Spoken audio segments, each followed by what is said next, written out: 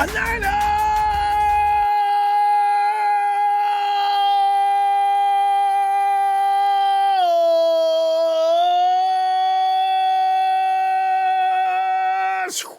Woo! Time to party with the Lombardi. You see, I actually have sympathy for the Green Bay Packers. They're the only team standing between a team that is probably at this point thinking ain't nobody gonna stop us now, because we moving on up. Moving on. Fam, here we are 2 days to go before the ruckus gets busy out in Santa Clara. And for those, you know what's really fun about this, fam? The residents we have, there's been Cowboy fans in here, Raider fans come. Raider fans aren't. I wish the Raider fans would show up though. Seahawks fans. I even noticed there's a Patriot fan came out of nowhere. There's other teams, but what I really enjoy. Who else? That's L.A. fans, a few, except for Rudy. But you know what I really enjoy? They've come in to play that reduced role. They've been reduced to just sitting around playing the a-hole role and talking smack. Remember when we were? I don't know. I never did that. But I've always noticed it's so much fun to watch them. That greenness just come out. So, hey, guys, I want to welcome you all in. Hey, 53 guys, and all of them are ready to roll. It's time. It's time. It's Liner time. Time. Oh, I want to read it again. All 53 have been declared healthy. Oh, God. What? This is why you have to play for the home advantage every year. You've got to play for that first week bye. No matter what else, you got to work hard for that, especially if you're coming down the stretch and it looks like you have that shot. Oh, it's so important. Very nice. But, here's the thing. Jimmy G is 13-3, and I don't care what anybody says. He's on the team. I mean, it's not like he was there just there as a good-looking ornament. Jimmy G played a huge role in the 49ers winning all these games. Not completely in every game, but he did put the team on his back on several different occasions. He can't get any credit for that. That display of skills in Nolans was next to none. He went toe-to-toe with a Hall of Famer and beat him. As a matter of fact, he went toe-to-toe with a Hall of Famer twice and beat both of them. A little sip of... Oh... You see, here's the thing. I am worn out by the constant narrative of, it depends on how Jimmy G plays. Oh, he hasn't got a lot of experience. The 49ers should probably concentrate more on the run game. If I'm Jimmy G, I'd be inspired every week. Now, here's the thing. Granted, I will go along with the narrative that last week's game against the Vikings wasn't Jimmy G's best game. If you compare what he did in that game as to what he's done in some other games, the Cardinal games, the Saints game for that matter. He's had a number of games down through the season, and even in the Hawks game. He's had a number of games down through the year that should not warrant the kind of shots he gets from the NFL talking heads. So that's why I said, you know what? This game is not Jimmy G versus Aaron Rodgers. And it wasn't a big deal the first time. Nobody said anything about it then. And Jimmy G outdueled him that game. If you want to call it versus each quarterback versus quarterback, because quite frankly, Aaron Rodgers is at a tremendous disadvantage in this game, having to deal with the 49ers defense. Number one, Jimmy, Zadarius he ain't bad, but I mean, he's not Nick Bosa or D Ford. Zadarius may not be any better.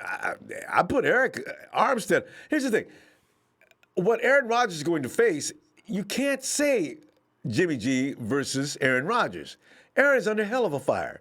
Jimmy will have some pressure, But I like our offensive line to keep him pretty clean most of the game. Now, it's just Zedarius going to get through in a couple of times because they got him rolling up and down the line, from what I understand nowadays. So it will be a little bit of stress. I ain't going to say nothing about I've got more respect for the Packers than that. But I'm saying, let's not make this Jimmy G's experience and he can't handle it and the pressure's too much. What's Jimmy G been through all year long that would make anybody think that he ain't ready for this? He's already won, a playoff game, and still that's not enough. They don't trust him. So I just want to lay this down before we get to the phone. 49 players have been praising Jimmy G's ability to lead this team right from the jump. I mean, ever since 2017, these guys have rallied around this guy. If nothing else, Jimmy G's leadership skills are above board. Give him some credit. Jimmy has continued to rack up wins as a starter and has helped lead his team to a 13-3 regular season record. How do you win 13 games and didn't have nothing to do with it as a quarterback? I understand about the defense, but the offense has been something that's been being installed the entire season. Deebo Samuel looked great, but not all season. Emmanuel Sanders hasn't been there all season. He's been there midway through the season. See, these are things I'm saying. Give the dude his credit. Stop dissing him. I mean, yeah, he came in a little shaky. He took a year off, the knee recovery, but I don't see no shakiness no more. Yeah, a few errant throws here and there. But remember, as I say, when Jimmy G has a game like that, look for the next game to be hellified. And that's why I know the Packers are in trouble this weekend. And this past weekend, Garoppolo played in his first playoff game. What? Did it look like he was frazzled out there? Due to his lack of postseason experience as a starter, many wondered how he would perform against the Vikings. I guess that's fair. Okay, now you know. What is with the continued can't trust Jimmy G? But G and the 49ers walked away from the game with a convincing 27-10 victory. Another week and another win for Garoppolo. Did that accomplishment put a cork in the doubt? No, hell no. No. I think they dialed it up a little bit. So it wasn't a perfect game by Jimmy, as I mentioned, and that is where all the attention went on his effort versus the Vikings. Nothing else pretty much is all about, well, they took the ball out of Jimmy G's hands after that INT and kept the ball on the ground. Well, you know, anybody that knows anything about football should have been able to read into it more than that. Possibly. Somewhat. But the biggest part of that whole ploy was to make the game shorter. The Vikings couldn't stop the 49ers from running, so run the clock out, beat them up, and take home the W. There's no point in running up the score. Just get the game done. Now, the NFC Championship game just 2 days away, Garoppolo's critics are questioning his experience, as I mentioned, over and over and over. They're putting in, they go over all the aspects of the game and what's going to determine the win. And the first thing they go to, it depends on Jimmy Garoppolo. You see it, every guy, it depends on Jimmy Garoppolo.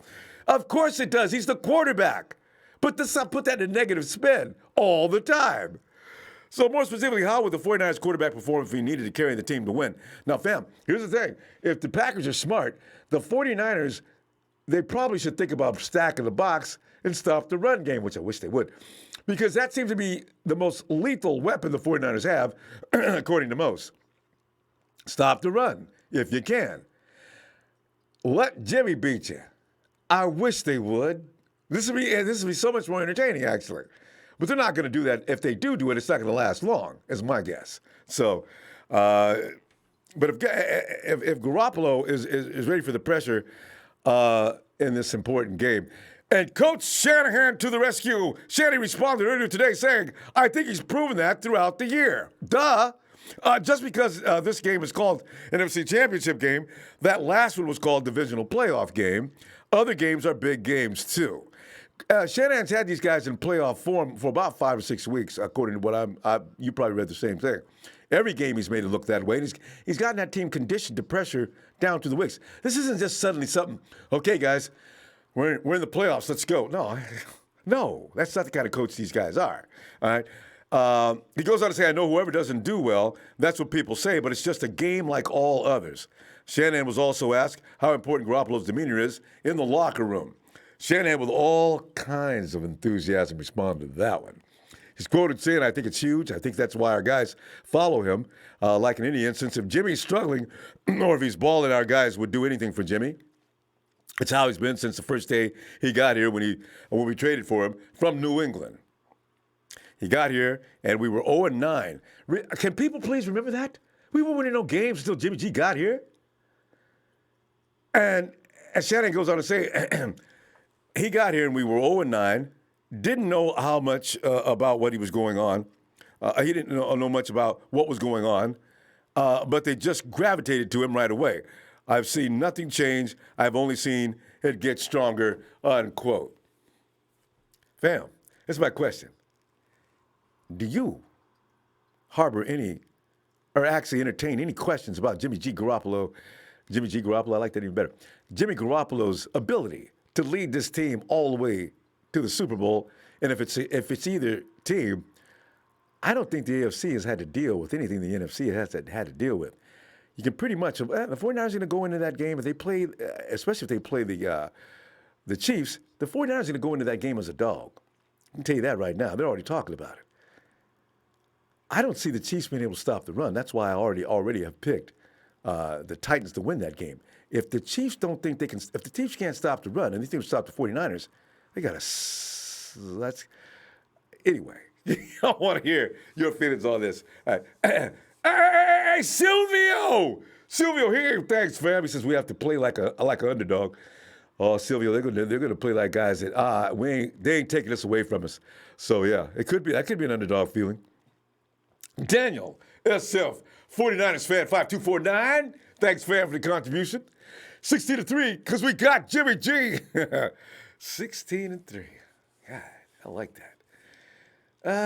Daniel SF, 49ers fan, also says we are coming as a team, not as an individual player or two.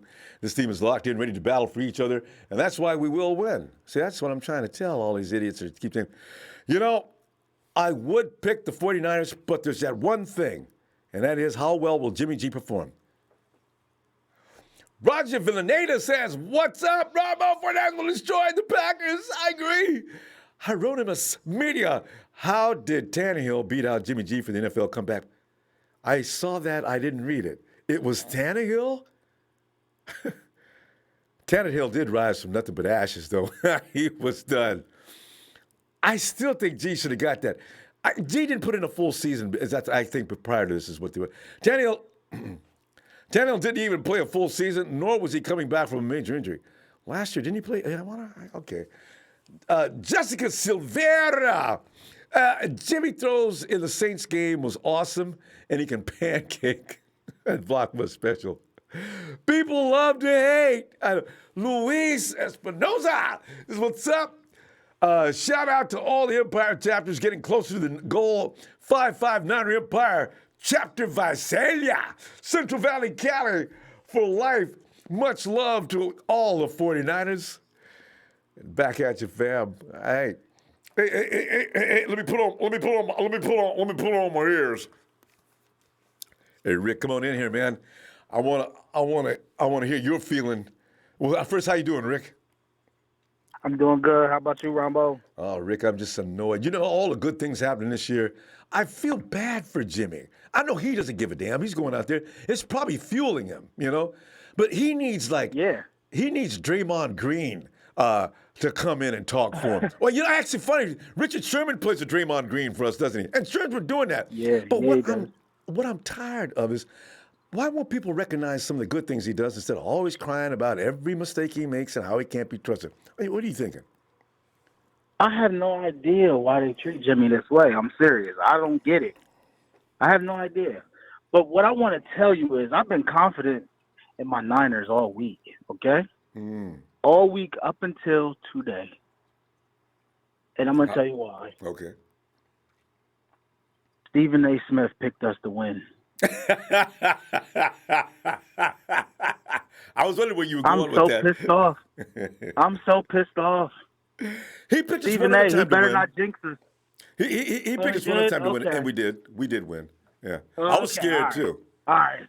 I forget which game I was nervous. All right. Okay. I thought he was jinxing us. But other than that, hey, if they try to load up that box and stop that run, do you know how devastating that play action pass is going to be? I mean, that's it's all going to murder him. Yeah, I mean, I see Kittle squirting out. just to be on the line of scrimmage. We got He's gonna have a Debo. field We day. got too many playmakers for them to load up that box and think we're not going to dump the ball off. Right. I don't see what they can do to really slow us down. I'll be honest with you. We got to beat ourselves to lose this game. And that's you're right. Fumbles, any INTs, any Yeah. turnovers could be a problem actually. Right. Well, you know what? I ain't even worried about that anymore, man. After that Pittsburgh game, we lost the ball 5 times, still won the game. But you can't play with Aaron Rodgers like that. Here's the thing: if Yeah, we you stop can't. Rodgers right from the gate, get him behind, and get him out there having to hustle, that's when the 49ers are going to maybe really make a route out of it. So it's important that first couple of series. So. And I got confidence. I mean, Devontae Adams, good luck. Mosley, he's too good.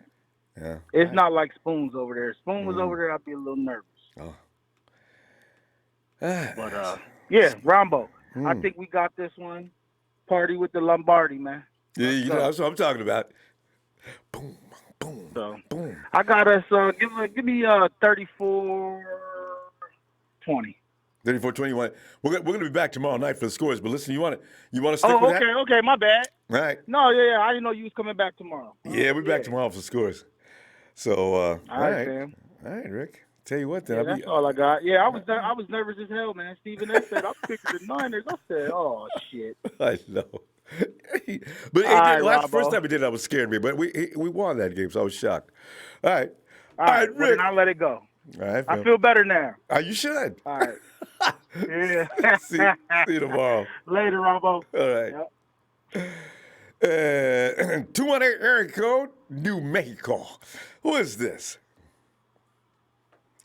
Hello. Hello. Hello. Hey, what is your name? Can you hear me? Yeah, I can hear you loud and clear. And who is this? Oh, shoot. I forgot. This is my new phone. This is Cody. You remember me? Did you say Cody? From Minnesota.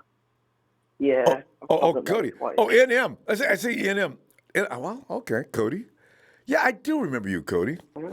As a matter of fact, what do I remember you from? I had a note about you a while back. All right. Cody, welcome on in, man. What are you thinking here? And tonight, as you know, we're either sticking up or we're supporting the argument against Jimmy G. What camp are you in? Well, obviously, Jimmy G is. Right. Jimmy G, he's really just so clutch. What's his name? Shannon Sharp. Mm-hmm. He is a terrible analysis. He does not believe in Jimmy G, and all the other guys on that show are always telling him that Jimmy G's going to win and all that, and he's like, no, I'm taking Aaron. And so annoying. And then Chris Collinsworth is finally coming around to us. He's talking Niners Super Bowl, which, I like to hear that. Can't go wrong with that. And he stuck up for Jimmy, too. I saw that. Yeah. Yeah. Because here's the thing, Cody.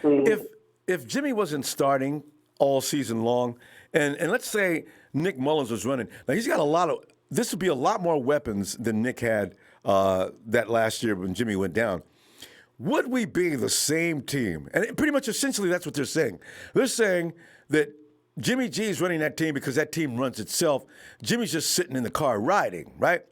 Do you believe that? Absolutely not, because Jimmy G's he's made so many crucial throws, like one to Emmanuel Sanders in the same game. Just like the Kendrick Bourne catch too, and both the 3rd and 16. Like he's made some great throws now. He's made a couple of bad ones, but every quarterback makes bad throws. Every quarterback has bad games. There's the bottom line. There's no quarterback who's never had a bad game. Thank you. I've seen Tom Brady make some bonehead throws. He's had throws. a lot more good. Yeah, he's had a lot more good games than bad games. He's only lost like 5 games his whole career. Yeah. So, hey, what is he, 26? 27? 26 or 27 and 5? Yeah. Still on it. We don't trust him. But, yeah, he's not a good quarterback at all then because, he lost those 5 games and he threw interceptions. Who cares? If he's winning games, it doesn't matter. Yeah. It doesn't matter how you win a game. If you win it, you win. Yeah. And it's not your fault if you got a good run support. You got good wide receivers. I mean, look at Ben That, Roethlisberger and these that guys. They that's have, just yeah. I'm sorry. Go ahead. that's just saying. I remember I was talking to somebody one day, and they told me, "Well, you're only good because you have good players." Yeah, it makes sense. Usually teams with good players have good records. Your team has sucky players. Your team has bad records. Your All team right, doesn't have as good of a coach or GM as us. Like that's your guys' fault, not ours. Cody. Hey, you know what's so funny though? I've always said a great quarterback can make average players look good. Now Jimmy did that in 2017 when he first came in, but I'm looking around the league and the best teams that is not the case. Now Rodgers doesn't have a lot of talent around him, but they've played a very soft, a tender schedule. We went through there, we'd have been undefeated. Now, here's the thing: I think the only guy that can actually play without a lot of talent around him, and I hate to admit it, is Russell Wilson. That's it. You got one guy Yeah, that's able to get away with it. yeah. You know, like we hate on the I Seahawks know. because the Seahawks, of course, and they're terrible. But Russell Wilson, he's such a great player, and it is crazy how he's won with how bad players. But then you go to the rest and miss field goals and They get breaks. just They how do. many lucky ones. Yeah, there's a lot of luck I involved. read something. I read something that like if every score in the league was changed by like 3 points, Mhm. 49ers would still be like 11-5. Seahawks would be like 4-12. See, and I saw that So differential too. Cody, we're out of time. Cody, good stuff. We'll be back tomorrow and have your score ready. All right. uh, All right, I'll good. try and get in if I can. I hope so. I All hope right. so. See you, Ronbo. All right, fam. Night. And hey, JC3771, thanks, fam. It says it's time to close this deal. Put it in the books. 2 more to go. Could you imagine Civic Center Plaza full of red and gold? And go all the way down up into the Embarcadero and everybody just a sea of red as far as you can see. Just standing over the water, hands raised. Niners. Phil!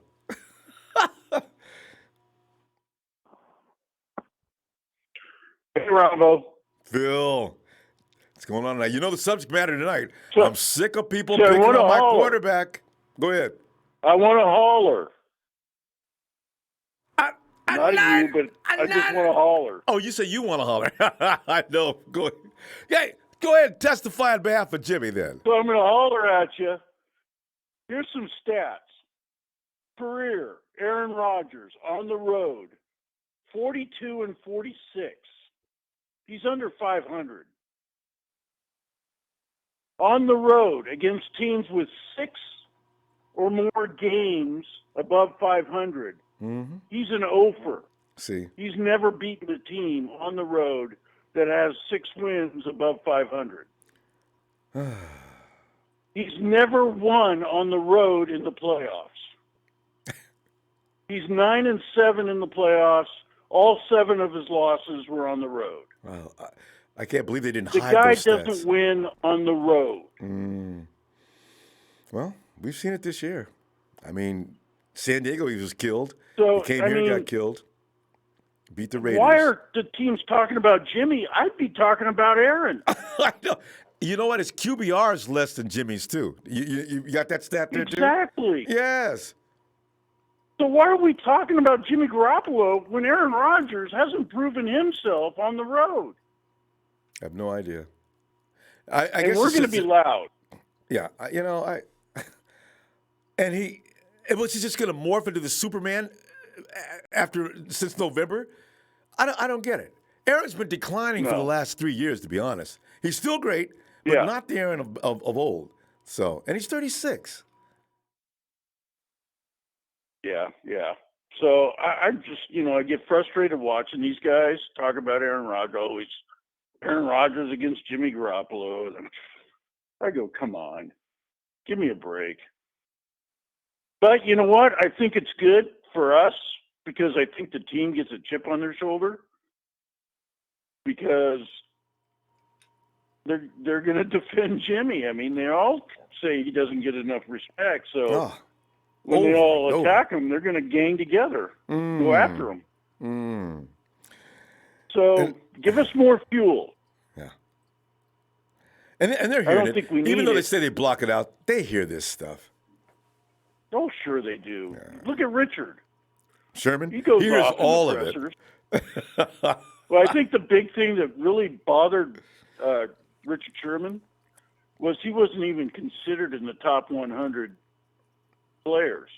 Oh. And they had Peterson from Arizona as one of the guys that they considered for corners in the top 100.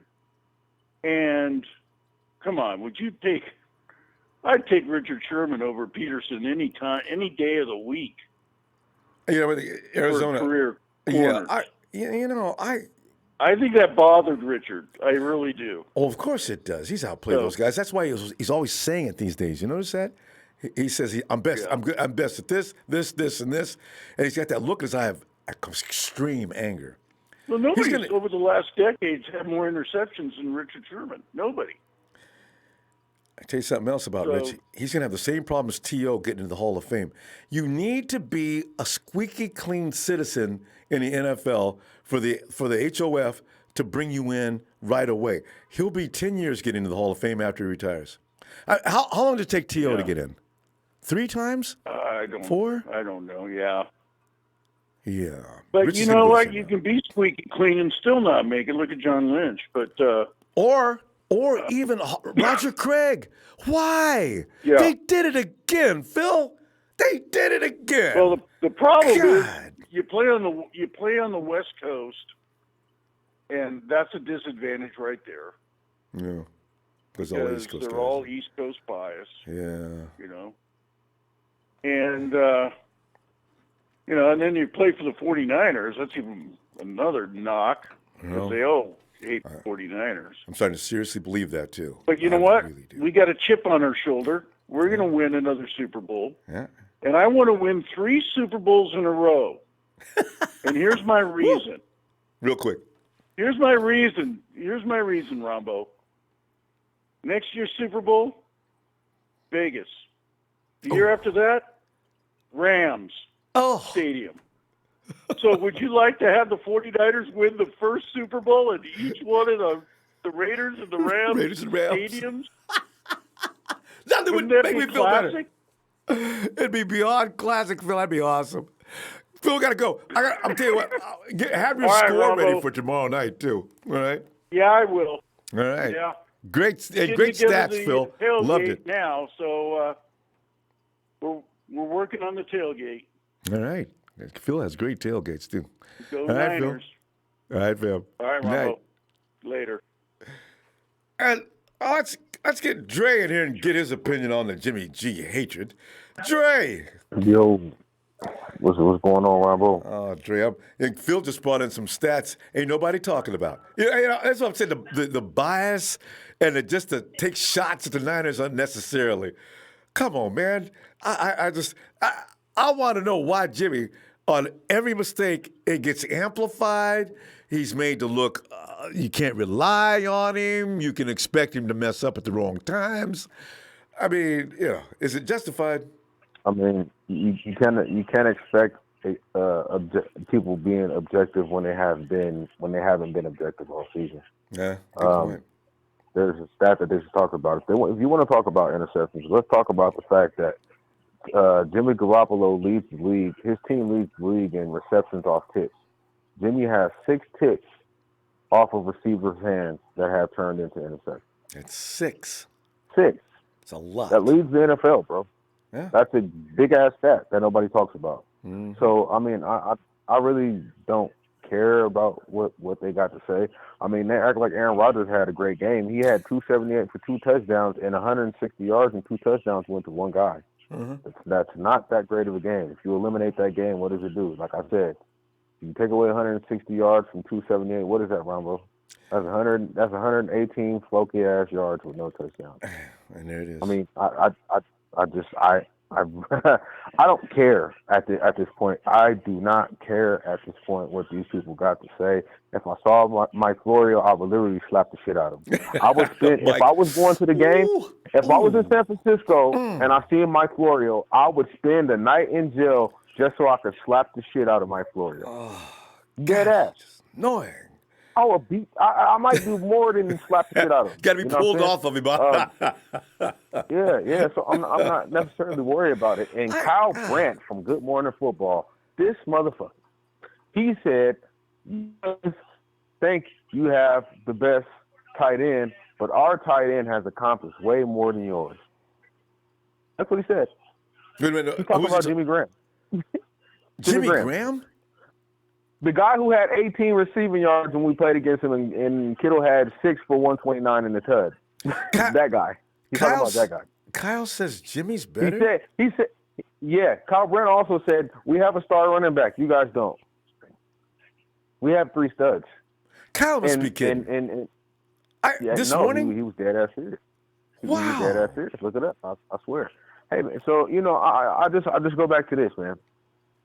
What we got to do, these are the keys to success to beat the Packers. Sack Aaron Rodgers 3 times or more, okay?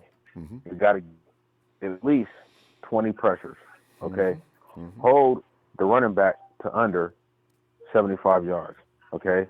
And then you hold Devontae Adams under 100 yards, and you hold him to 1 touchdown or less, and we win this game. Yeah. I'm not even going to talk about the offense, Ronbo. I'm not even going to talk about the offense. Green Bay is ranked 26th in total defense this year. They're 23rd. No, they're ranked against 18th. The run. They're ranked 20. Yeah, they're ranked 18th in total defense and 23rd against the run. I'm not even going to talk about the offense. I'm just talking about our defense right now. You sack Aaron Rodgers 3 times or more. Fuck that. I'm gonna say we're gonna sack his ass 5 to 6 times. Okay. They could be pumped up. 20 they could be pumped up, Dre. Yeah. Could be something like that. Yeah. 20 pressures. Hold the Aaron Jones, you know what I'm saying, under 75 yards. Hold Devontae Adams under 100 yards and 1 touchdown or less, we win the game. That's what we have to do. Make them one-dimensional, just like Jimmy Ward said in his interview 2 days ago. He said, we're going to do our best to make him one-dimensional. So if one side of the field to work. Drop your ass back. Yeah, go ahead. If you're so great, drop your ass back 30 or 40 times. And there's another thing I like about the Packers. They play a 5-man front. They run a 3-3-4. So what that is they run a 3-2. They run a 3-2-5. So what that is a 3-2-4. So what that is you got 3 down linemen. You got Zadarius and Preston on the outside lined up. You got two guys in the middle of the field, and you got 4 DBs.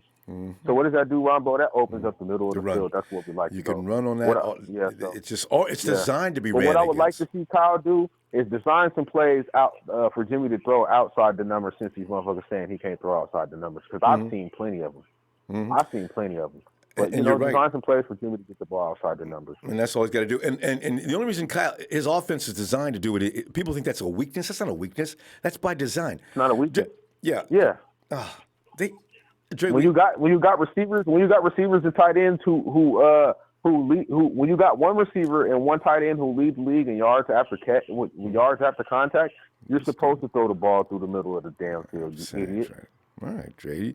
Good point. I'm gonna look for you tomorrow. Have that score ready, and let's see what else they say, so we can get mad. I'm so tired of these people. Shout out to the TNT fan, man. Trey Trez, Big Show, Jerry Fresh, Russo, Trey, Shay Lewis, my play partner Will, my big bro, Nate, Big Body Grist, man. Let's not expect them to say anything nice about us. I think we got like 2 guys in our corner. That's Colin Cowherd and Chris Sims. And Chris Sims, and he's real close with Kyle Shanahan. So if you're expecting that, don't expect anything else from the rest of these guys.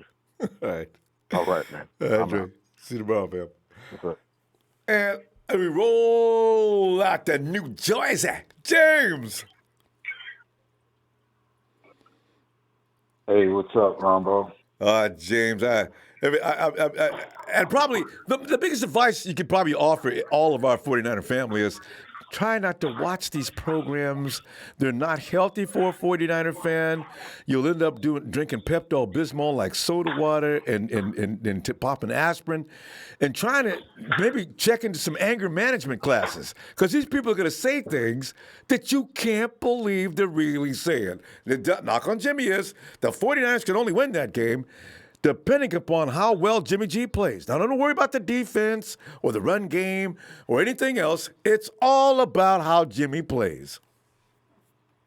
And he can't be trusted. Well, I tell you something. If you listen to them clowns, I mean, they should be in the circus. I'm serious. Because they are some real clowns. And I got one thing I want to say to Dre. Don't let me see Mike Florio up here first, okay? Because you will be saying, "Dang, man, Mike. he must have went down the street and James happened to see him." Because boy, I would sure love to put a large firework in his car, a very large one. And with that being said, I want to apologize to the Empire for last night. I thought Kittle did play in that Packers game, but he kind of re-aggravated that knee or something after the Packers game because he came back after the Cardinals game and said he would not sit out for that Packers game because he actually we played the Cardinals on a Thursday night. So we had we didn't play until that following that following Monday, I think. No, that followed. You know how it goes from a Thursday night game. You don't play for the next 11 days or whatever. Right. It was a short week. He had a little bit.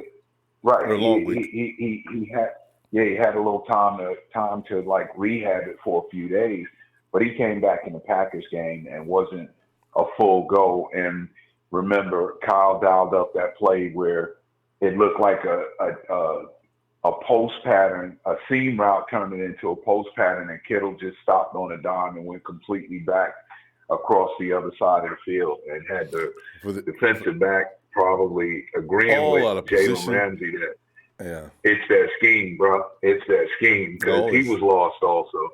But with that being said, I mean, it's like we're 13-3 and you got these clown commentators. Kyle Brand is one of. I don't think that. I just think Aaron Rodgers has too much, and the running game. And I agree with what Drake said when he said about the running game. They got one running back. We have a list of them that have been efficient. What is wrong with this drunk dummy, man? He's a straight drunk dummy. I can't believe Kyle went that way. He's been saying nothing but the right things or accurate things all year long, and he lost his mind today. I am shocked. Then another one I don't listen to at all is that doggone James Jones of the NFL Network. Oh. Okay.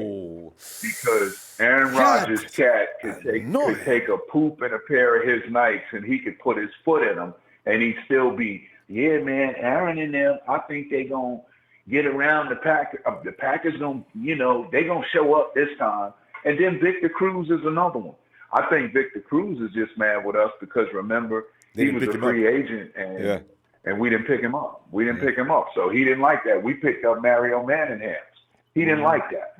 But, hey, it's but we're going to prove we got 120 minutes of football left to be dancing in confetti and raising that number 6. And I'm going to tell you, I do believe something. Phil touched on a point about how he wants to see him win. I would like to see him win this one and turn around and repeat again. But I will say this much. I'm actually believing this. They could turn around and do it again.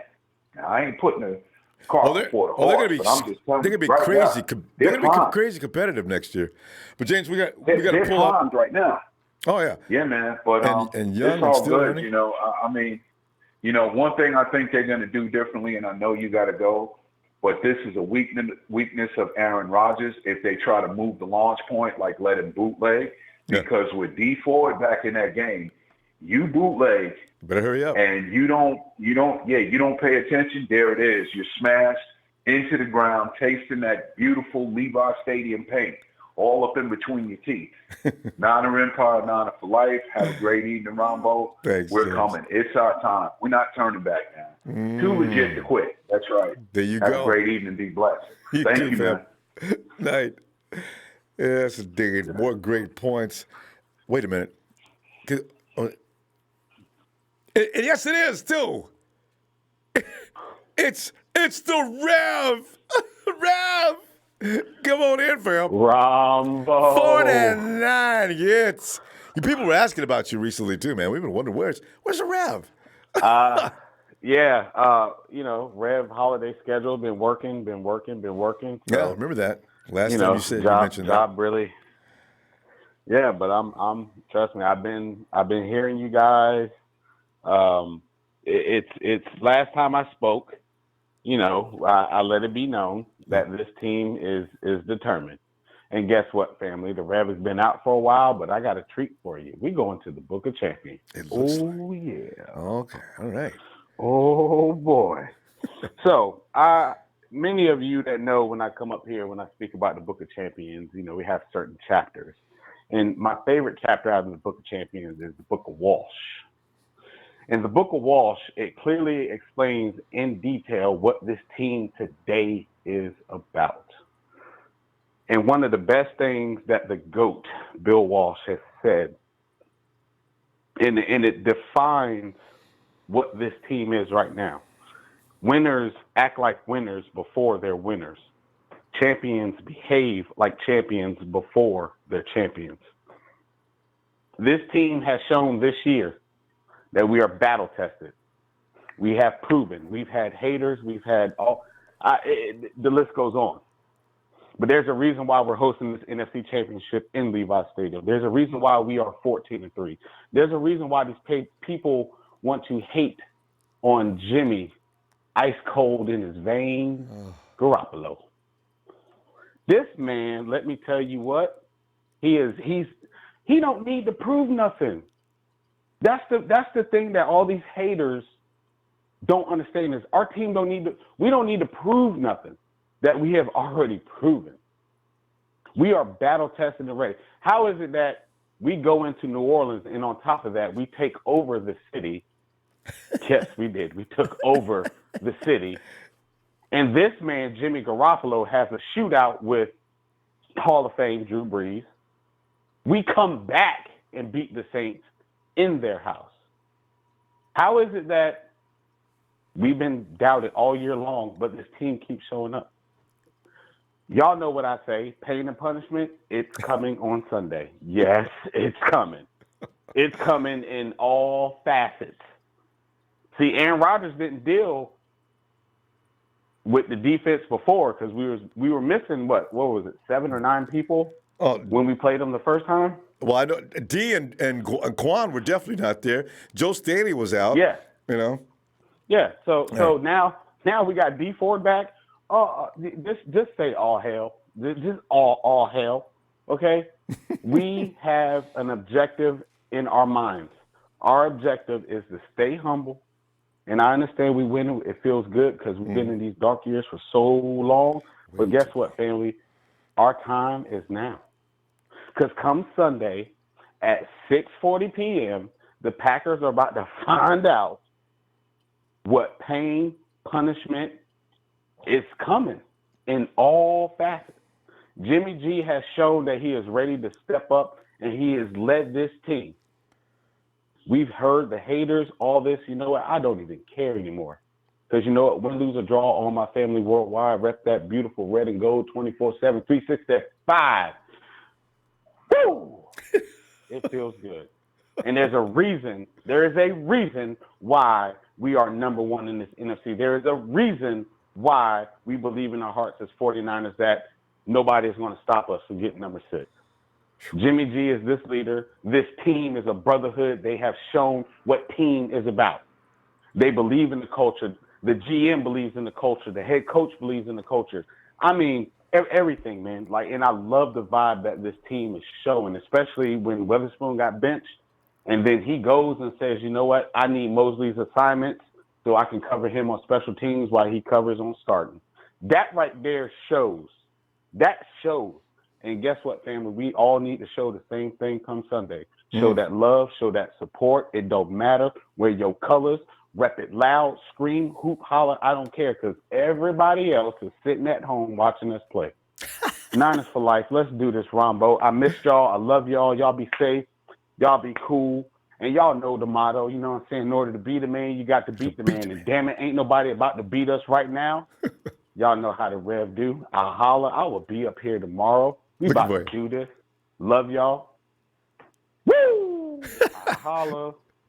Loving you back, Rev. Great to hear from you again. And hey, hold you to that promise. Doubt. Get in there tomorrow. I'll be looking for you. All right, Rev. I'll be here. Peace. All right.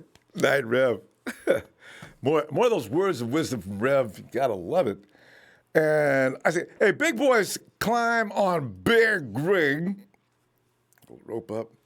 Leg across it. Come again. Boom. Driving to the game from Los Angeles. All right. Hope I got to listen to Ronbo and the faithful celebrating a W on the drive back. And we'll be singing too. Ooh la la. Ooh la la. 49ers are so dialed into this game. And you know, if you're the Packers, and they say Hall of Fame quarterbacks don't show fear, but you got to know in the back of Aaron Rodgers' head, he's thinking, I've been out here to California before, and I really don't care to come back out here, but we got a job to do. But still, there's a little doubt. A little bit. That's all it takes. And big boy climbing on big rigs, thanks for him. JC, I say thanks. Thanks, JC, 3771 as well. Hey, Justin. How you doing, Ronbo? Justin, I can't imagine. If I was feeling any better, it'd have to be against the law. I'm loving it. But I do want people to stop talking about my quarterback. It's my quarterback. You know what's really, really blasphemous. The fans' words mean blasphemous this whole entire season. Everybody's been counting us. Ryan Tannehill won comeback player of the year. I know. What? I didn't even I saw it and didn't get a chance to read it, and that's who it play is. A whole season. And then you got John Harbaugh, who won Coach of the Year. Are you kidding me? He ran one scheme the whole season, and it got him by. It got him by for 17 weeks. 17 Good point. Weeks. Except 1 week. Okay. What work was put in, weeks. right? Yes. 16 weeks. 16 weeks. Okay, because he with had a running quarterback, right? Yeah. Yes. It worked for 16 weeks. But when it comes to the most, you got embarrassed. You got one and done, just like last year against San Diego. Mm-hmm. I think it's still San Diego, right? They were still San Diego. Hey, I want to play them again. That could have been us, Justin. I wish they would have made it to the Super Bowl. I think it'd been us that exposed them. I think they're done. I think everybody's going to do what they did next year to them. So I'm looking forward. Mm-hmm. And then nobody's bringing this up. Everybody's talking about, Aaron Rodgers has this, that. You got to realize. After they went on a winning streak after the playoffs, right? After we beat them, you mean? Out of those 5 teams, which had a fight, which one had a 500 record? Yeah. Yes. Which one had a? I think the Bears and the Vikings. The Bears and the Vikings, right? That's it. Because they played the Giants right after us. They played the Redskins right after us. They played the Redskins too. The following 2 weeks were Chicago and Minnesota. And then I believe they finished up with the Vikings game on week 17. Mm-hmm. So how does that schedule compare with ours? It doesn't. Yeah. So no, we went through roadblocks. The NFL had us roadblocks at the end of the season. They did. I think they did it on purpose. Yeah. To get that second seed was easy enough for them. Okay. If they went through what we went through, they would not have made it. I'm pretty sure because. Our offensive line is like average at best. Ronbo Luga is always injured. That running game, you slow down the running game. They show you they were down 10-0. He can't stop Bosa anyway. They were down 10-0. They were down 10-0 in Minnesota on Monday night until Kirk choked, and they came back and won. And then, and they almost lost to Chicago. They almost lost. They almost lost. So. Oh yeah, if you could play defense, and I think the Bears, the quarterback is. Trubisky just can't move an offense. So, all you got to do is play some defense, and you can get by the Packers. We got number 1 pass defense. We were ranked number, I think it was 10th on rush defense as well this year as well. So I am not worried for this movement. I just want our offense to be in sync. Our offense needs to be in sync. Our offensive line needs to hold down Princeton Smith and Zadarius. as long as we hold on those two, we're good. Make sure the running game is good to go. We held them Run the down. damn ball too. If you We have held them- to we run held the them ball, down last run the time. ball. Smith Brothers didn't get any damage last time. Did Jimmy go? Did he get sacked at least once last time? I think Twice. maybe Twice. twice. Yeah. Twice. Well, you know what? As I said, Staley wasn't there, and McGlinchey was ailing. So you know what? I feel pretty good about our chances this time. Yes.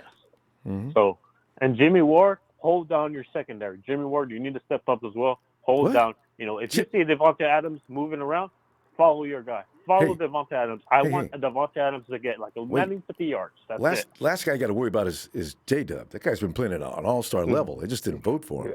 Yeah. But Yeah. we'll be fine. And also, don't look for these shots downfield. I really hope Aaron does attempt to do that at least once or twice. They might try that from right at the beginning of the game to see if they can get away with that. If they catch us sleeping, well, so be it. But I don't think so. So I'm looking forward to that. And do play action. We got to do play action as well. We got to play action as well. Because we didn't do it against Minnesota. We got play action. And we I didn't feel like need the to. play action is our essentially like the kryptonite to all defenses that we have played this year. Well, yeah. All right, Justin. I'm going to see you tomorrow, man. Have that score ready. Yes, sir. All right. Let's go, sir. Right, Justin. Let's go. It's actually funny because Justin did point out one thing, though. It used to be that Kyle did everything stemmed from his play action. You couldn't tell the difference between the run game and the passing game. He's gotten away from that. I see more shotgun than I want to see. But, I guess he knows what he's doing. And with the talent he's got, it may have something to do with the personnel he's got, too. Because when you want to dump off to George Kittle, he's got the Yak Club out there. Yeah, everything wants to be short, I guess. But, hey, let's go on over here and check out. Oh, by the way, Russo, I meant to mention last night, Russo, SF49, he wanted me to remind everybody of Big Show's pick at the beginning of the draft last year of Rashawn Gary. I saw that, Russo. I meant to mention that yesterday. I couldn't stop laughing. Rashawn Gary, I forgot about him. Isn't he with the Packers? Hey, Naj. I forgot to check that out yesterday. Where is Rashawn? I thought he was a Packer. Naj, come on in, Naj. Naj made a pass down on us. All right. Naj, looking for Naj. All right. Sharon, hello. Hello, Ronbo. How are you? I'm doing all right. Sharon, it's about my quarterback. I've had enough, and I imagine all of us have. We've went down through this all year long, hearing about people who don't appreciate Jimmy Garoppolo's efforts. And I don't understand how a quarterback can win this many games and still not get any real respect. Right. It doesn't make any sense. I mean, should we be concerned about? It depends on how Jimmy G plays this weekend. You guys say that one more time. But go ahead. I just don't see. I don't understand why they want to hate on Jimmy G for me. It's like he could do so many good things and then so many wrong things, but yet he still doesn't get the respect, and they still want to hate on him. They still want to look for some excuse and everything else they can find on him. Mm-hmm. But they got to realize he came from the Patriots. He learned from Tom Brady, and he's a Tom Brady in the making. And Don't all you those guys other see coaches. that? Yeah. Exactly. I mean, it's like, I don't understand why they're hating on Jimmy G. I guess because they just don't want to see a young quarterback at 28 years old. Sharon, you know what, though? Aaron Rodgers. They seem to, they're feeding off of the beginning of the season. He had just come back from being injured out for a year. He threw a few questionable passes. And from that, they've decided to define him. He can't grow anymore. This is who we remember back in week 4, week 5. That's who he is. We don't care what he's done after that. That's what we remember. That's why we don't trust him. They can't move on. Ron, but I believe this game this weekend is going to be like how we played them at home in preseason game. I think it's going to be a massacre. I kind of do too. I don't want to keep saying it, but Sharon, you and I are in lockstep. I really think this is going to be a bloodbath. But people said, you guys, you got to respect the opponent. I do, but I don't see what they're going to do about it. they don't got that much of a running game like we do. They don't got that many running backs as we do. I mean, he doesn't got that many weapons like we do. We're so loaded. I mean, That's what I see. That's if the they're same gonna thing try I to see. if they're gonna try to stop us and double team, good luck. Good luck. And Sharon, don't you want him to stack the box? Because, well, we're not worried about Jimmy Yes, I Garoppolo. want them to- Let's yes. stop that run. Yes. Please, everybody in here, let's stop the run. Get a couple of more guys Yes. up here. Yeah, I mean, I don't know. I mean, the media I think they just want to, pump up the game or pump up Jimmy and see what he's going to do or see if he feeds into it or something. But Jimmy's mind is set on the game right now. He ain't worried about what they say. Hey, Sharon, that's a good point. What else are these guys going to talk about? They can't just come. Everybody can't just come and say, "Oh, honestly, we don't think this is going to be much of a game." I mean, what are the Packers going to do against that team? And they didn't have nothing else to talk about. Maybe that's it. That's it.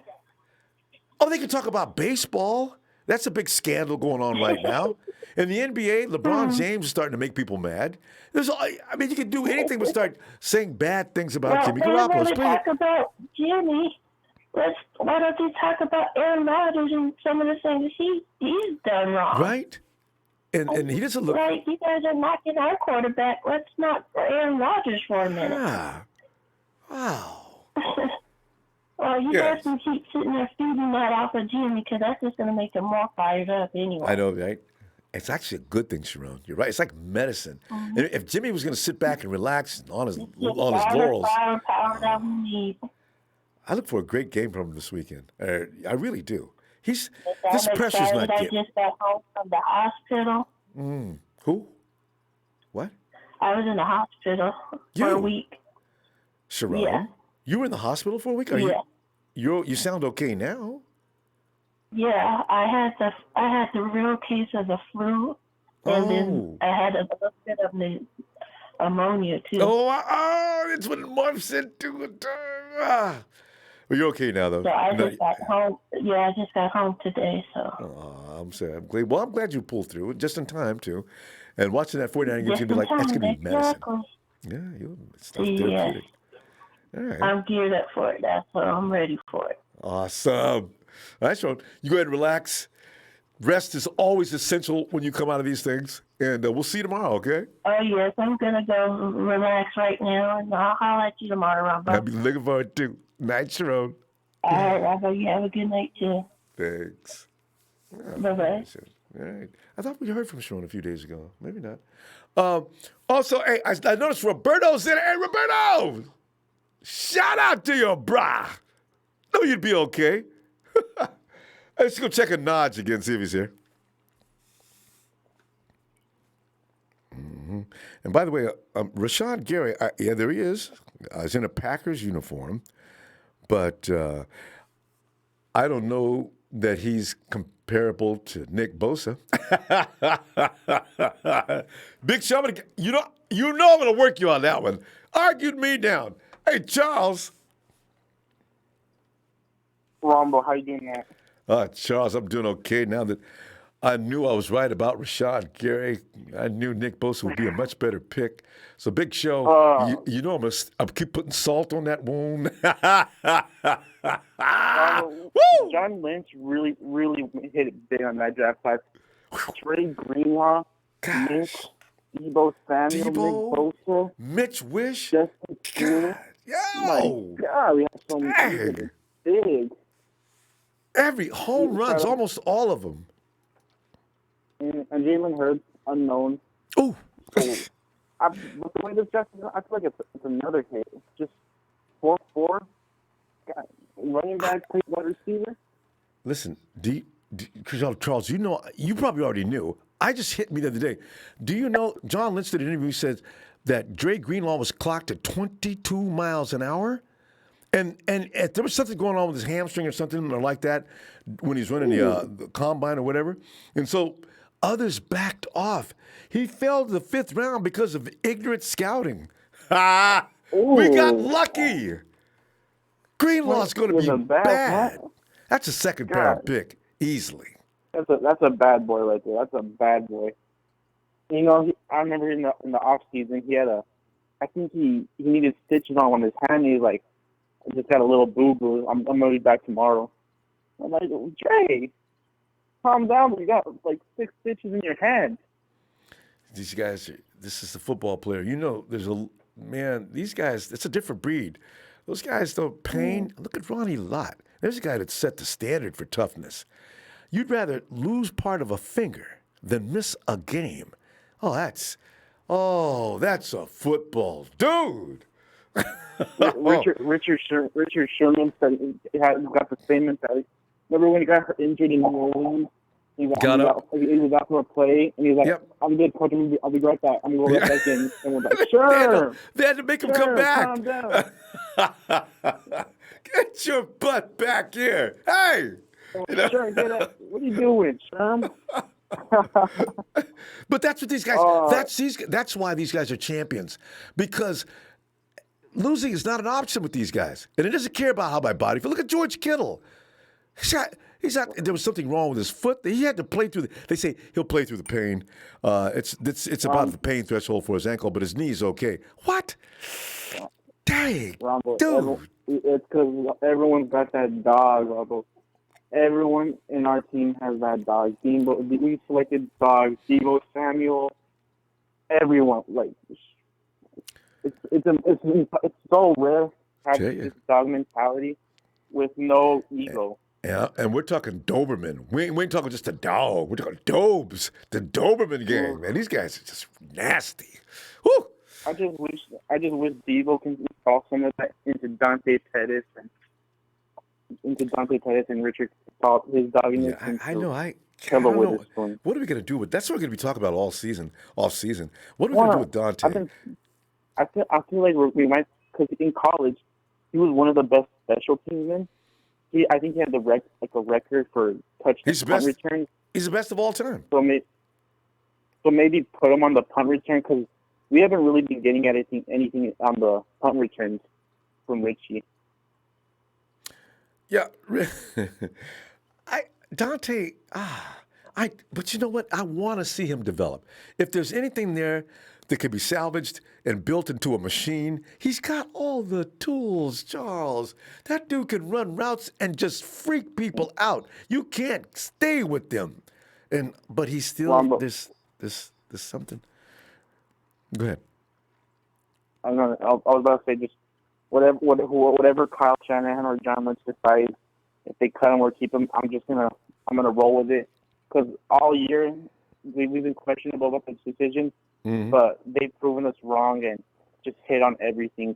Whether there was even Mitch Wisnowski, that was a questionable pick, but now we know there's no question. I just thought when he punted those balls, he punted in a funky way and caused 2 muff punts in the Vikings game. I love it. Charles, we gotta go though. Let's look for you tomorrow, okay, with the scores, and wrap up the week before we go into this game. All right. Absolutely, Rumble. I'll see you tomorrow, and have a good night. You too. Night, Charles. Yeah, every time I look at that wide receiver group, wow. Daryl, come on in. Yo, what's going on, Ronbo? Daryl, Jimmy G, but you know, I'm sitting here thinking about that wide receiver group. And I'm okay, Trent Taylor's coming back next year, of course, if he can stay off the IR. And that's got to be good. I understand Trent Taylor had the best offseason of everybody. He was going to be the ace. That was going to be Edelman to Brady. That was going to be Jimmy G to Taylor, right? And then you've got Deebo Samuel's looking like an ace. You got Emmanuel Sanders looking like he's going to be tough, and I hope they re-sign him. We don't know what Jalen Hurd brings, but you could pretty much figure it's going to be something special. And there's 4 guys right there. Who's the 5th guy? I can't wait for this problem. You know, because I want it to be Dante, but you wonder about Dante. I think, yeah. But anyway, we'll save that for all season. What do you got? We're defending Jimmy G tonight, and all those who believe that he's a question mark, even in this, the second round of the playoffs, the NFC Championship. Well, it depends on how Jimmy G plays. Guys, Jimmy G's not the only guy on this team. But, Daryl, don't let me put words in your mouth. What are you thinking? I'm just thinking that, well, I don't understand. Well, no, I think a lot of us, us fans don't understand, like, why is he getting all this hate? Just all the disrespect.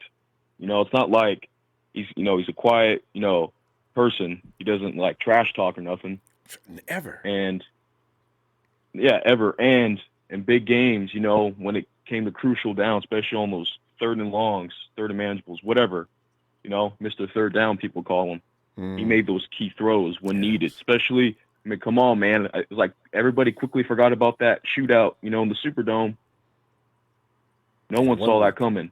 And what he did in that game, that just shows that, hey, this guy's gutsy. He has what it takes, to take us there. And he's only going to get better. It's just funny. I know. It's just funny how quickly that's forgotten, But took 1 week. It will get better. Yeah. Yes. So, and about crunch time, when are you seeing Jimmy actually start to fold during crunch time? It seems to rise to the occasion every time. So I'm trying to understand, where does this incapability thing come from? Does he really look incapable to you? Why would they say that? They just have to have something to pick on, especially at this point, because, also, he's considered a new, star on the rise, because they're not used to that. They're used to the old vets like, Brady, Rodgers, Breeze, guys like that. It's been playing a long time in the league. They're just used, to praising these guys like, oh, they did this, did that. As much as I respect, especially Aaron Rodgers, right? But he's not the Aaron Rodgers everybody's used to seeing. He's not the same. He's not that type of Aaron Rodgers. He's passing the torch. Yeah. In fact, Daryl, you know what? Pick out your 5 studs going into the 2020 decade. Because you know what? Who you got? Pick out 5 guys. And, Patrick Mahomes is going to be in it. And maybe even the kid that plays for the Giants. And also Buffalo's quarterback. Deshaun. I mean, who else you got? Also, and sure, Lamar Jackson, I'm not sure what's going to happen to him next year. He may have been. I'll see what defenses do with him next year, but who are your 5? There's a lot of them, but, like you were saying, Lamar Jackson. I think, sooner or later, teams figure that out. I mean, maybe 2-3 more years, and then, the team's got plenty of time for next season to watch and see what he did, this previous season, to stop that. So I don't know how long that's going to last. Yeah, because I see Jimmy G being a part of the next generation of stars. Patrick Mahomes is just a phenomenal talent. And you know what? I need to see more of Kyler Murray next year. He could play into this mix. Let's see what they surround him with. We're going to see about Lamar Jackson. And of course, I like that kid Josh Allen over in Buffalo. Josh Allen, he looked a little dazed and confused, but he looked like a rookie that's never been in this situation. The Giants quarterback. He's a gutsy player. Yeah. See, those guys, they've got the physique, they've got the ability to move and throw on the run, which is what it's going to be about now. In fact, when you draft a quarterback now, that's what you're going to be looking for. Guys who can get out of that pocket, because defenses are getting scary. I mean, they're really getting scarier and scarier. So. Especially, our defense. I think our defense is pretty damn scary. Without a question. Daryl, hey, listen, Daryl, get that score ready, man, because tomorrow we're going to get all over that. All right? All right. I'll have that score ready tomorrow, Ronbo. Looking for you. Night, Daryl. And have a good night. You too, fam. Mark Slaughter says, Debo won me my fantasy league after oh, my God. That's saying something special. Mark, 23 years? It's the first time you won. Congratulations, Mark. Wow, that is special. Thanks for the contribution, too. And get your groove on 97B says the new performance staff is legit. Jimmy Ward's been healthy all season long. And Ronbo never lost faith. No, I refuse, man. I like Jimmy Jimmy Ward. I have always said if he ever plays a whole season, people could get up off of Ward. That dude can play. Sure enough, he made it through the whole season. And shout out to the J-Dub Bunch. J-Dub Bunch. Sergio. I need a T-shirt to J-Dub Bunch. Get Jimmy to sign. Yo, what's up, Ronbo? Sergio, man, we're in here tonight. You know, there's a little bit of anger in the 49er community. You know, I don't know how it is that Jimmy G has to be a constant thing for people to talk about. They can't say anything about anything else on the team. They know our run game is hot. Defensive line is just ridiculous. Offensive line is doing a good job. Linebacking crew, secondary, everything's intact. But there you go. Hey, we ain't worried about nothing else. But the Packers have a chance in this game. This game is going to come down to how well Jimmy G performs. Okay, y'all ain't paying attention. Jimmy G has not been a pain or an obstacle for people to run through all year long. Now all of a sudden he's supposed to be a problem? Okay, all right.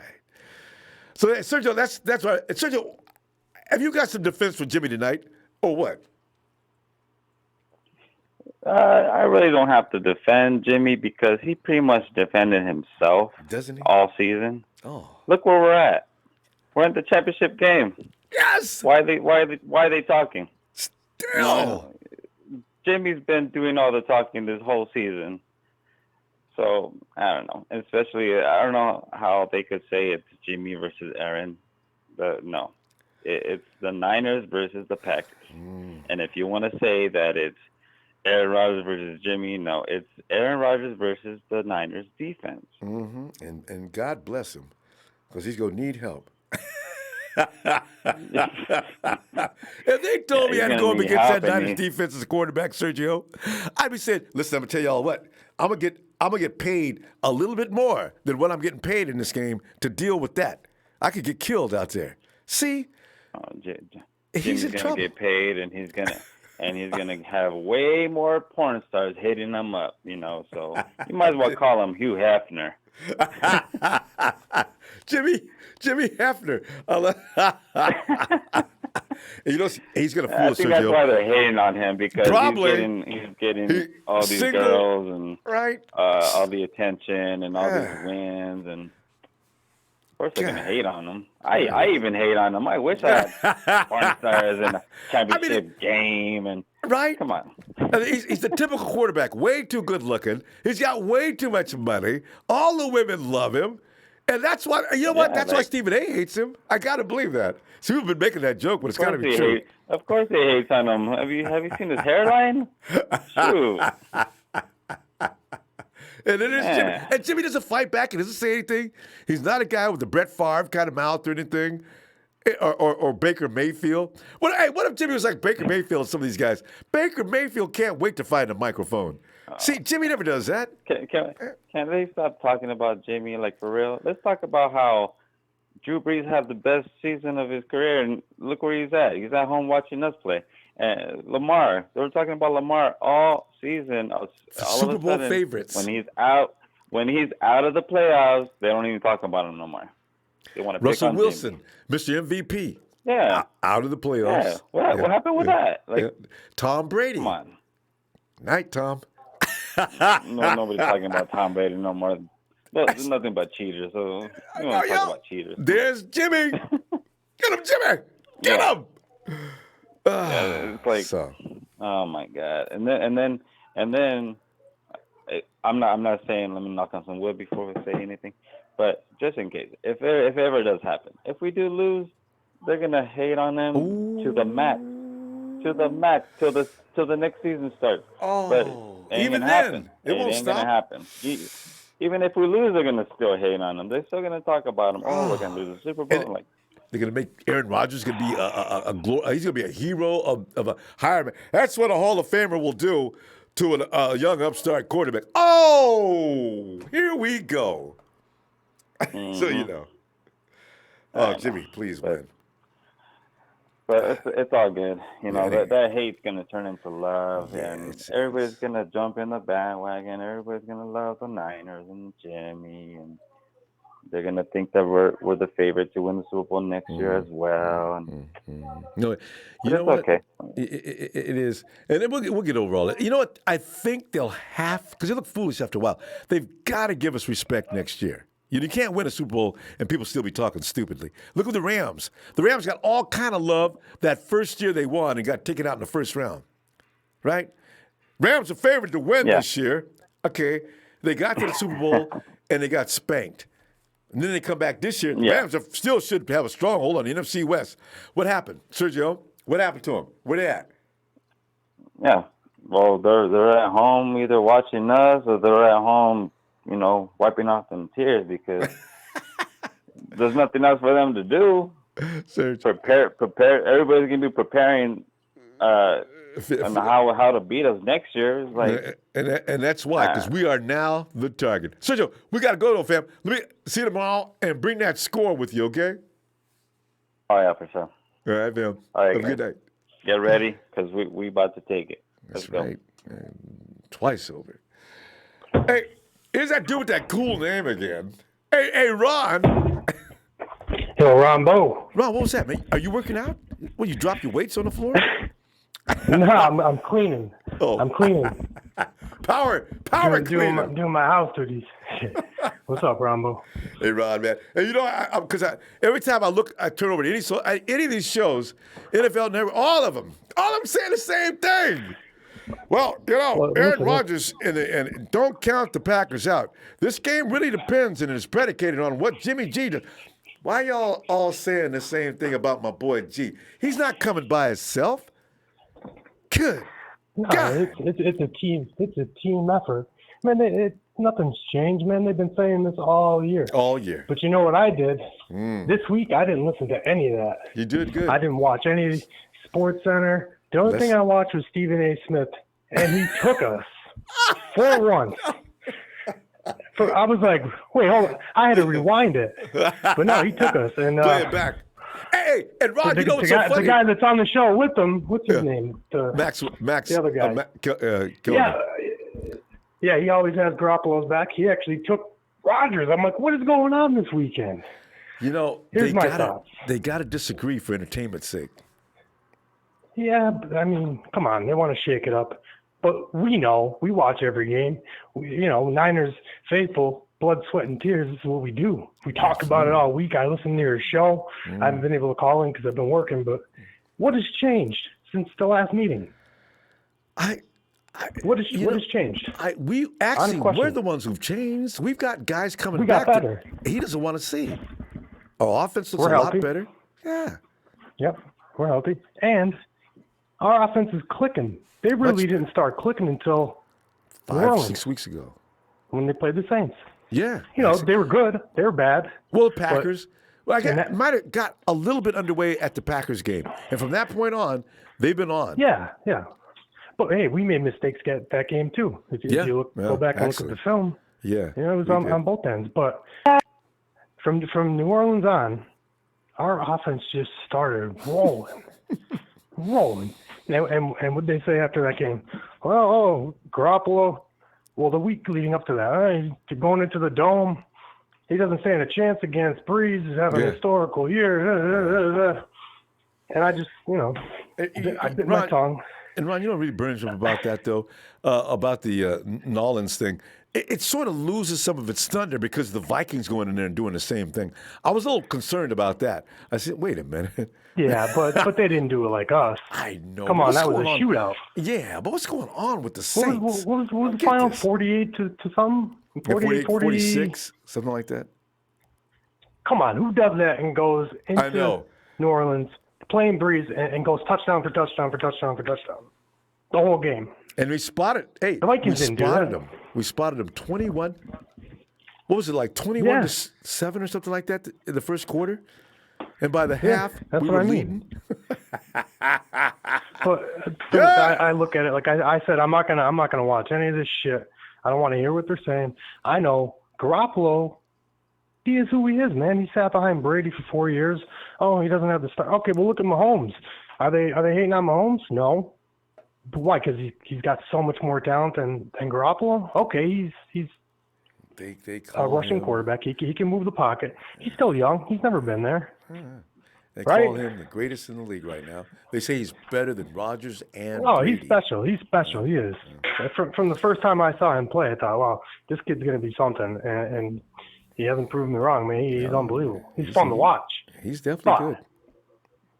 Throwing with when you both look hands. I think we could beat them, no problem. Look at their defense is horrible. Well, that's what I believe, I don't too. think anybody could beat us right now. The Titans can't beat us. Oh. Kansas City can't beat us. And the Packers. I tell you, as long as we play stout football, we play our game. Yeah. Don't beat ourselves. And those goddamn refs. So help me God. I'm going to say a prayer Sunday morning. If these refs are going to go try and call in this game, yeah, it can't happen because you know how they do it. I know. They're going to that's pass why- interference, and before All you of a know it, sudden- they'll be on the 5-yard line. That's why this game cannot be close. The 49ers have to have a cushion going to the fourth quarter so they can't And call it those shouldn't. miracle fouls. It shouldn't. So It shouldn't be close. What are they going to do? I know. They're going to stack the box, try to stop the run? Oh, yeah. Then you got Kittle. They might. But, Ron, we got to go, Then you fam. got Bourne. I'm sorry, man. It's okay. Bring that score tomorrow. I want to hear got more me from this man rolling. at a time. Let's see you tomorrow, okay? Are you going on tomorrow, too? Oh, yeah. Yeah. It's a All new right, year every absolutely, day. man. Hey. Game time. Shout out Niners faithful. It's been a magical year. We got 2 more wins to go. Yes. We got this. Ronbo, have a good night. God bless, man. I'll call in tomorrow. Thanks, Ron. Looking forward to it. Have a good night. Who's got it better than us?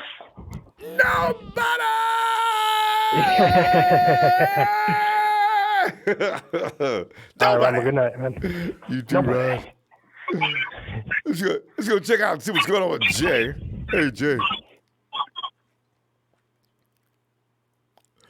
Oh, Jay. Jay, I'm getting the R2D2 thing here. Jay? All right, let's see if Jay make some adjustments here. Russo! What's up, Ronbo? Russo, man, as you probably know by now, I've had enough of Jimmy G bashing, and I'm gonna launch a campaign on the off season. I think to really see as much noise as we can make against the ongoing persecution of a man that does not deserve it, and I don't understand. But anyway, what's on your mind tonight, and regarding that matter as well? As far as the Jimmy G thing, I mean, like, really, who cares? Because it's like all we're doing is looking for like validation from people who just second guessed every single thing about this team all year long. So absolutely, like the people that are saying, "Oh, this team's for real winning the Super Bowl," it's like, "Oh, it took you this long to finally say this. You had us losing to Minnesota last week, so you still didn't get it until now." So move on to Green Bay. Oh, we beat to death. One of the worst beatings we put on a team, and now they're going to come and beat us. Okay. And the thing is, like, so going into that Packer game the first time, there was quite a few people that were like, "Oh, this is going to be a tough game," and in my mind, I was like, "No, we're going to destroy them." And hey, Russo, did you think that? I was actually scared. I'll admit it. Oh, yeah. I was a little concerned. Yes. Yeah. No. I said we're going to do what we did to McVay, but it's going to be worse the first time. And the reason is that I'm sure you might know this backstory, but I don't know how many people know the backstory of everything. Robert Saleh went to college with Matt LaFleur. Oh, right. I forgot they've they're known buddies. each other. Yeah. Yes, they're buddies from college. Robert Saleh set up Matt LaFleur for his first job interview in the NFL. He helped him get his first job. Then he became an assistant under Kyle Shanahan. He learned a lot of what he learned through Kyle Shanahan. Mm-hmm. So, these guys know him inside and out. LaFleur is running the outside zone run scheme. Who invented that? Mike Kyle, Shanahan. His dad, yes. Exactly. And Kyle's added some elements to it, but yeah. Exactly. And Mike Pettin, the defensive coordinator for the Green Bay Packers, was with Kyle Shanahan when he was the offensive coordinator in Cleveland. They were the two coordinators. So he knows the defense inside and out. So when you're talking about one team having the personnel advantage over another team, and then you're talking about the same team, those coaches know every single thing that the other coach is going to do before he does it. That's how you get a 29-point win in a game that on paper looked like, the Niners should probably win by maybe a touchdown or a field goal. Yeah. And that's what you get is when I know what you're going to do before you do it. And then when you adjust, I'm already adjusting to your adjustments. And that's why I'm serious. That's why the game turned into what it was. And we didn't play that well, Russo. Now that you mention it, we were okay. We were coming along, but there were some things we could have did better, especially offensively. So yeah, you're right. Absolutely. Yeah. And the best part about it, I mean, aside from the fact that we all know Dee Ford, Quan Alexander, Joe Staley, Robbie Gold, Matt Breida, none of these guys played, right? So we already all know that, in theory, we should be better because we're going to have better players, right? Should be. But but the way I'm looking at it is we have so much room for regression that we can still win this game. Like we could theoretically get 28 points worse and still win by a point. Yeah. So I'm just like, don't choke the game. Don't turn the ball over. No costly fumbles or turnovers and no dumb penalties, and just play a clean game. That's it. But don't do nothing crazy. And that's what it would take. You got to bumble it away in order to lose. Otherwise, I don't see what the Packers got. They got one weapon or two on offense, and their defense is okay, but it can be exploited. It's really. I just don't. I refuse. It's 100% on Aaron Jones for me. We need to stop Aaron Jones because if you make Rodgers one-dimensional, and we already know where the ball's going, it's going to Devontae Adams. Who else? So right, that's it. So I mean, if Devontae Adams has 100-something yards and 2 touchdowns, they're not going to beat us with 14 points. No chance. So we just got to shut down Aaron Jones, make him one-dimensional, just like we did with Dalvin Cook. If they can't get the running game going, they can't get the play action going, they can't get the bootleg game going, and it just completely eliminates everything that they want to do. So, and they're going to try. So I'm looking forward to that effort and see how the 49ers respond. Russo! It should be a better game, though. It should be fun, too, especially by the half. All right, Russo. Good stuff as always. And fam, check out Russo. It's Russo SF49. Russo's got content he wants to share. It's always good stuff. You can see he knows about football, doesn't he? Hey, Russo. Appreciate it. Hey, before I go, I just wanted to give you guys a shout out, you and your whole crew, everybody in the chat, the whole Niner Empire, the whole TNT family, and everybody in the Ronbo Sports Fan Club. Yeah, thanks, Russo. Let's just get ready for this game. I appreciate you, bro. Appreciate you, fam. Have a good night. All right. You too. There's Russo. And Raul. Raul. Raul. What's going on? Oh, what's man. up, Ronbo? Hey, fam. It's a place we've not been before.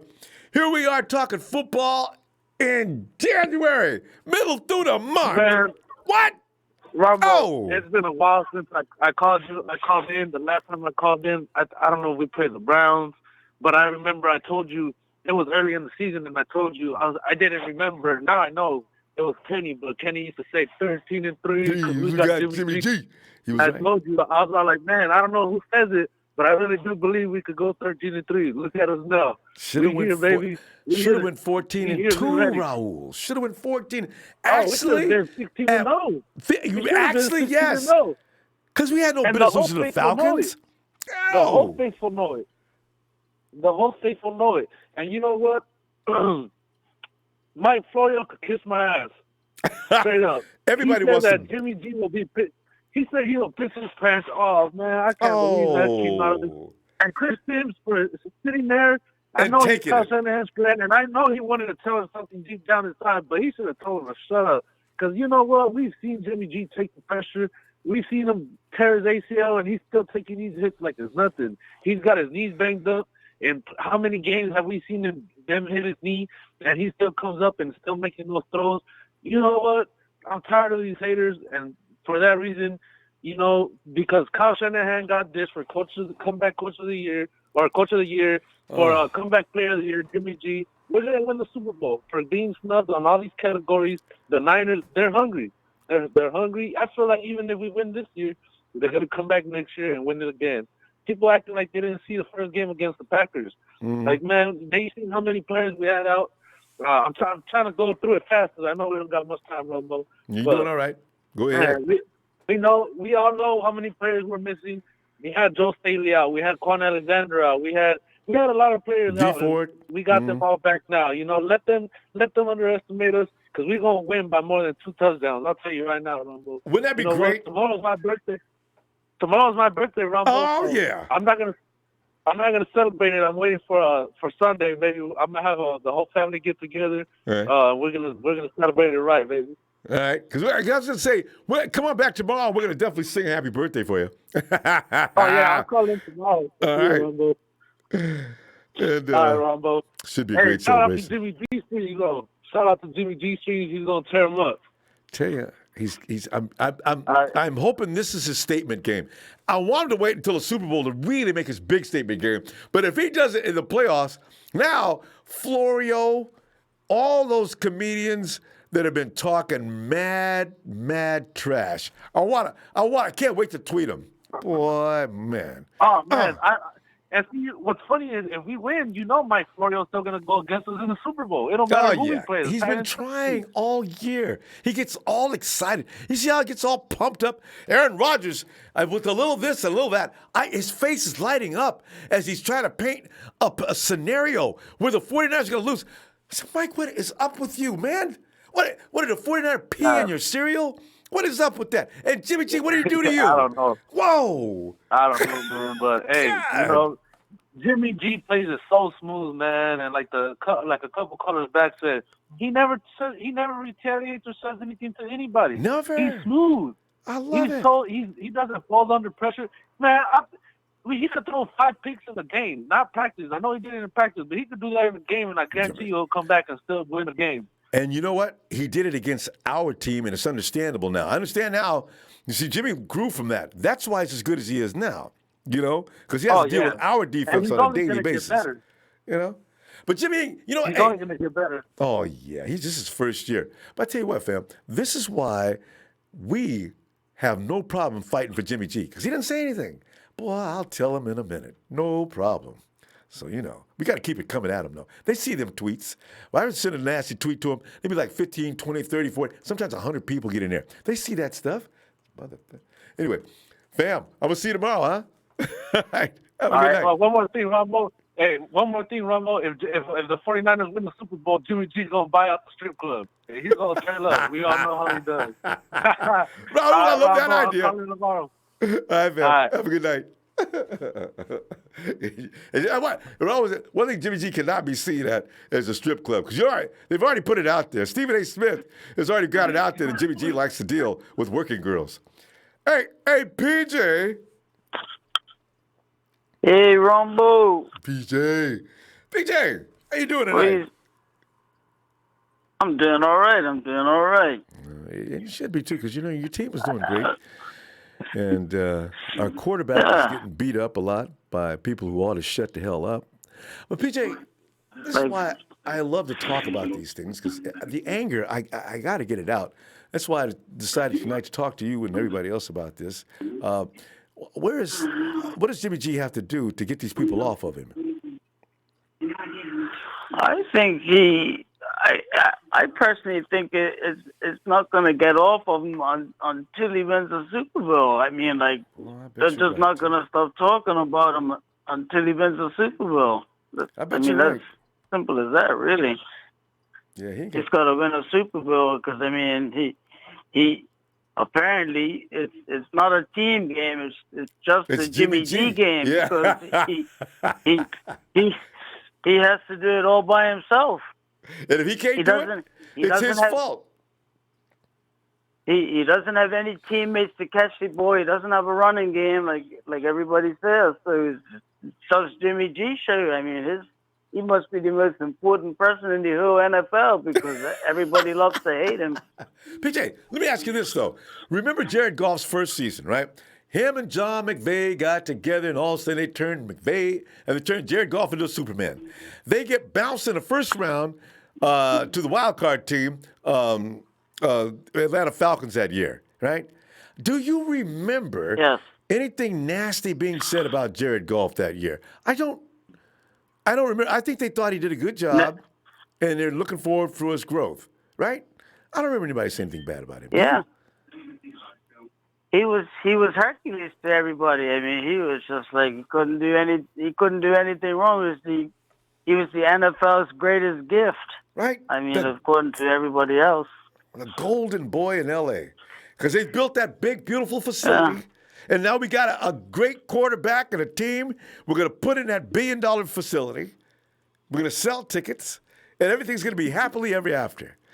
Following year, they go to the Super Bowl, and Jared Goff gets exposed. He got exposed last season. Yeah. Now, see, this is why they got no right to talk about Jimmy like this. They really don't.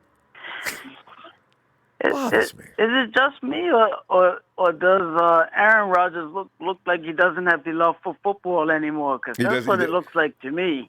PJ, he looks like he's miserable as shit. He does, doesn't he? I don't think he's satisfied with a lot of things around there. I don't know how he appreciates his offensive weapons. Does he really appreciate LaFleur? Aaron might quit this year. I just thought about that. Could you see Aaron? Midway, we get into June, maybe. No, let's let camp can't open. See, January. Say March. Aaron Rodgers suddenly makes an announcement. I've pretty much done all I'm going to do in the NFL, and I think the Packers would be better off moving on to the next special quarterback in the league. And I think I've pretty much made enough statement in the football, so I'm going to go ahead and step down now and call it a good day. Oh, Aaron, does it have anything to do with that last Super Bowl push? He knows, PJ, this is it. He's got to get there this time. I'm telling you. And the franchise has never really blessed him with a good offensive line. He's been getting beat up his whole career. I mean, like he's had so much sacks and collarbone breaks, and I mean he's pretty beat up, man. He's going to get beat up this Sunday too, and he knows it. So you see, I agree. Yeah. So why put up with it? Hey, PJ, we're going to run out of time. Let me see you tomorrow if you get some time. All right. Yes, for sure. PJ, what time is it in Bermuda right now? It is 12:30. All right, midnight. We got PJ. All right, PJ. PJ's in his PJs, and we'll talk to you tomorrow. Okay. All right. Have a good one. You too, fam. Thanks. And I see Guerrero Mangia. He says, Florio is hating Ronbo. I'm not paying any attention to them. Haters, it's ooh la la. Ooh la la la. Goes on to say he's feeling legendary. Guerrero. Thanks, fam. And hey, Brian. Hey, Brian. Hello. Brian, come on in, Brian. Hello. Hello. How are you? Hey. Well, Can Brian, you hear me? I can hear you loud and clear. How are you? Brian, it's talk up for Jimmy G night. Jimmy doesn't say anything to these people. They say all kind of nasty things to him. The dude is so dialed in. He's got so much class. He just goes to work and gets his job done. The only thing that matters to Jimmy is his guys out on the field and maybe a couple of women that we probably don't even know about, but you know. Hey, Brian, here's the thing. I feel like we can talk up for Jimmy. They're still saying bad things about him. Nobody trusts him across the length of the talking heads. 49ers, the only thing the 49ers need to worry about is what Jimmy G is going to be able to do that day. Jimmy G has done plenty this year, but yet they still talking about him like he ain't got no skills. I mean, Brian, what do you think about that? Oh, I think it's pretty much like you said earlier, mate. You get the talking heads on TV, and one of them's always going to be a contrarian, and you know, like I say, it makes good TV, and it sort of pisses off a fairly large fan base, so they're going to get clicks and people tuning in to hear what they're going to say. So it's a strategy. I would too. It doesn't particularly worry him at all by his demeanour. Like he just does what he does, and he's pretty much focused on the team and what he's got to do, and not much else. So it doesn't sort of affect him at all, really. So. Brian, and I don't really think it'll affect the outcome of the game. So. Right, that's what I was going to ask you. How much has Jimmy grown this year? Because you know what? we're talking about a kid that's really, by all intents and purposes, just a glorified rookie. What do you see in the growth of Jimmy this year? Because I see a lot. What do you think? Well, obviously he started off slow because, it takes a little while to come back from any sort of injury, but especially a knee injury because that obviously affects your mobility and also your balance and your power through your throwing. Yeah, exactly. So he started off slow, but he improved as he got, more confidence in his knee. That's what he had to do first, have actually confidence in his knee and then confidence in himself and then confidence in his receivers. And you could see the progression of that throughout the season and to the point now where he just does what he needs to do within the team concept. He does what he's asked to do. And that's what we've got to do on Sunday. We've just got to be us, do what we've done the last 10, 12, 14 weeks. And we don't have to change too much. We just got to basically execute and not beat ourselves. And if we just do what we've always done these last few games, this team shouldn't worry us. But, you can tell Brian's a ball player, too, because that's exactly what Richard Sherman told everybody. Look, don't start blowing up, getting crazy, and making yourself lose your mind. Go out there and execute. Do what you do it well. Yeah, pretty much. That's really all they have to do. They're the ones under pressure. They're the ones that have got to modify their game because what they did last time they played us didn't work at all. And like I say, we're probably a stronger team. So, absolutely. But realistically, there's no excuses for us. We've got an extra day's break. We've got the only people we've got missing now are rotational players. All our starters are pretty much playing. So there's no excuses. And I think the hard stretch, those games that we had down the stretch were like mini finals, and we had to play right to the last game to try and cement that top seed where other teams had already won their divisions so they could rest players and all the rest of it, and we didn't have that opportunity. And so I think those close games and those hard games, even though we don't have much finals experience, we're pretty battle hard. So I think that'll lend itself to a good performance on the weekend, I think. Brian, it's funny. When you first called in, we've got 2 or 3 Brians now. I didn't know it was Brian from down under. I saw people asking about that on the chat. Yeah, Brian's from Australia. You're right. Brian, I got to tell you, though. Go ahead. Yeah, go. No, I was going to ask you. Here's the thing. Because tomorrow, the Packers don't have any other option. If everybody's going to look at Jimmy as being the weak link, they've got to try to stack and stop that run. Because it's pretty much Kyle wants to do is run so he can predicate everything else he does. Will they be efficient? Well, like I say, if they stack the box, if you look at the game at the Superdome, we changed our tactics there and we threw a lot more because we needed to. So, it just, obviously, Kyle knows what they want to do as much as what they do. They self-scout, they look at what they're doing all the time, and they come up with alternate plans. So I think, like you say, they've got to make a lot more changes to their game plan than what we do to win. We would just have to be normal. They've got to come up with stopping the run. They've got to come up with having other options other than their one receiver. And if their running game doesn't get going, they're in a lot of trouble. So, like I say, the pressure's really on them to come up with something. We just got to play how we've been playing. And do what we do. If we do that, we should win comfortably. Yeah, and that's a key word right there, comfortably too. Brian, it's always awesome to hear from you because we don't hear from you enough anymore. Brian, you're a busy guy these days, I guess, huh? Yeah, I'm working around the country, mate. I try to get in occasionally, but I'll try and get back in tomorrow with a score. All right, I'll be looking for you too, Brian. Have a great day. All right. Good to chat. See you later. Thanks, Phil. Bye. See you later. There's Brian. It's in the middle of his day in Aussie. Hey, and I noticed Dancing with Nintendo stars. Why is Florio bad talking Jimmy? We don't, Okay, I can really quickly. The thing is, Florio was talking bad about Jimmy from the very beginning of the season. He was talking about trading Jimmy. The 49ers had the option of moving on from Jimmy if he doesn't continue, if he doesn't get better. Florio's been made to look foolish. And he's a Minnesota Viking fan as well. He was all over why the Vikings were going to win last week.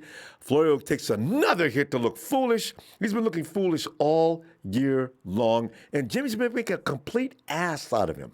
This is why he's got to have bitter hatred for Jimmy G. There it. Also, Dancing with Nintendo Stars also goes on to say, Florio is saying Jimmy is more likely to fold under pressure more than Rodgers. Plus, he said he's more likely to urinate.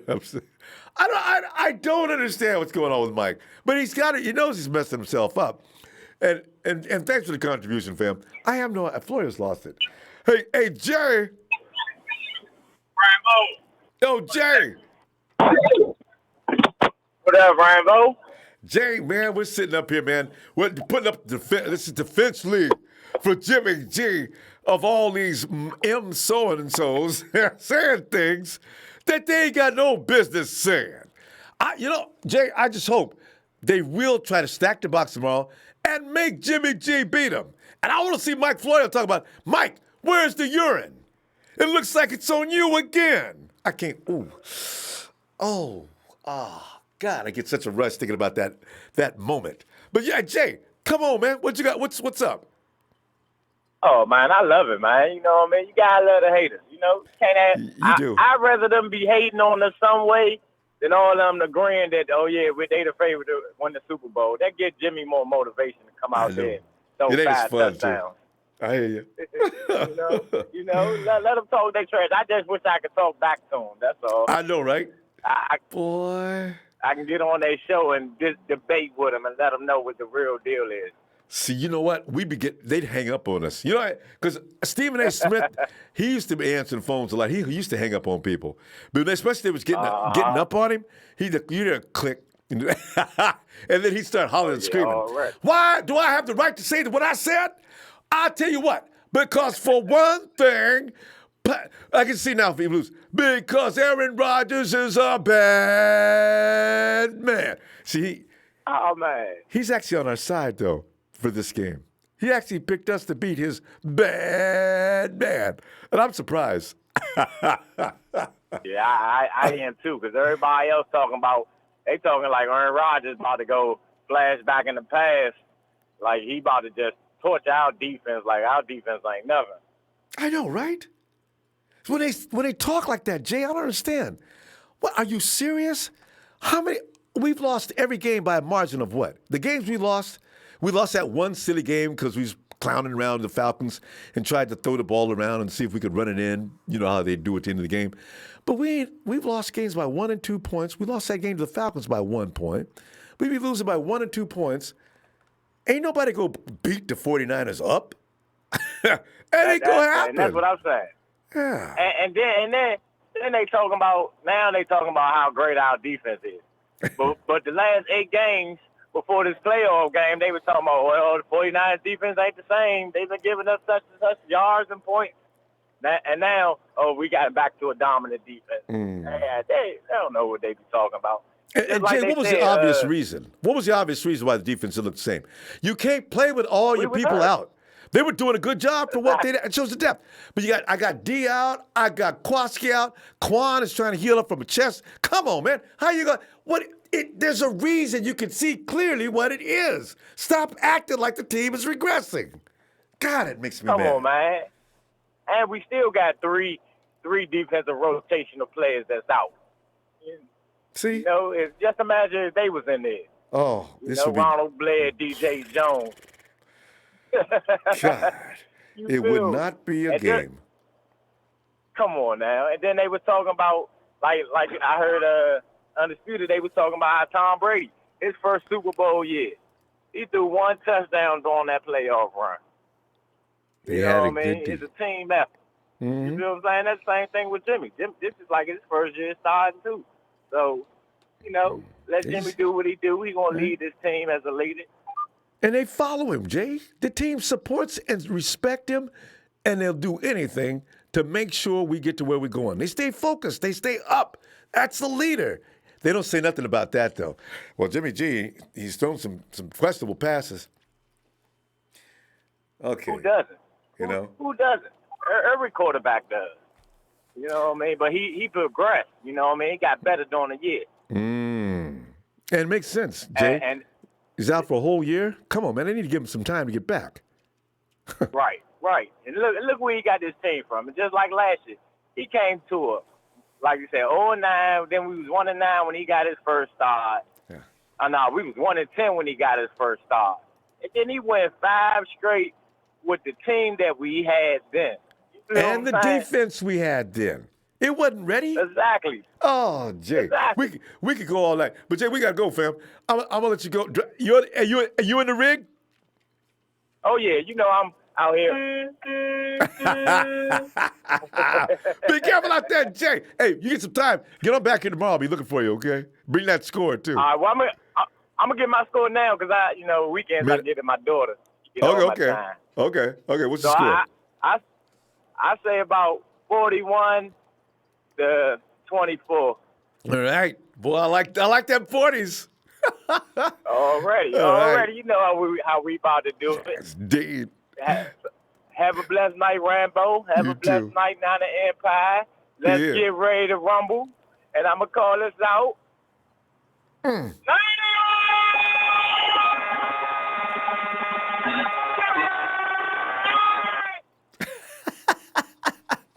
Simon J. Hey, fam. Already. Have a blessing. And I see Cody, Ohio 85. He says, who are we? Niner Gang! Bang! Bang! Niner Gang! He says, Niners! Let's go! Jimmy G is a bad man. Stephen A. Smith. The man has too big of an impact on our lives. At least, because I go over to see, I look at him just to get mad. I turn Mike Florio just to get mad. Why do we do that to ourselves? Guerrero! Also, that guy looks like a parrot. His name is Nick, right?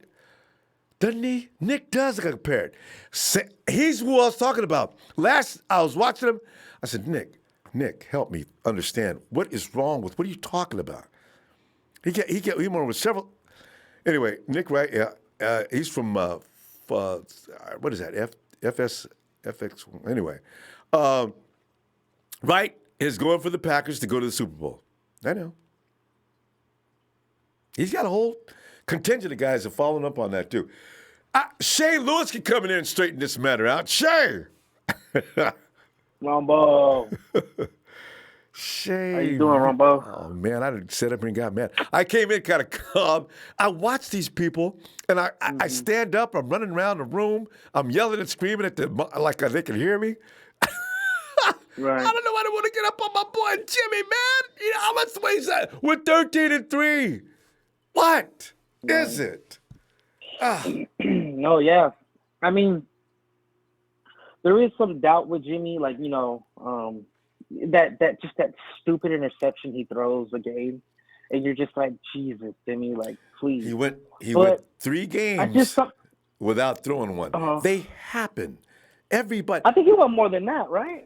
I'm Something pretty sure like it was that. a lot longer than that. Yeah, he went a few games. I thought it was out of 4 to 5 games down the stretch. He didn't throw an interception. Yeah.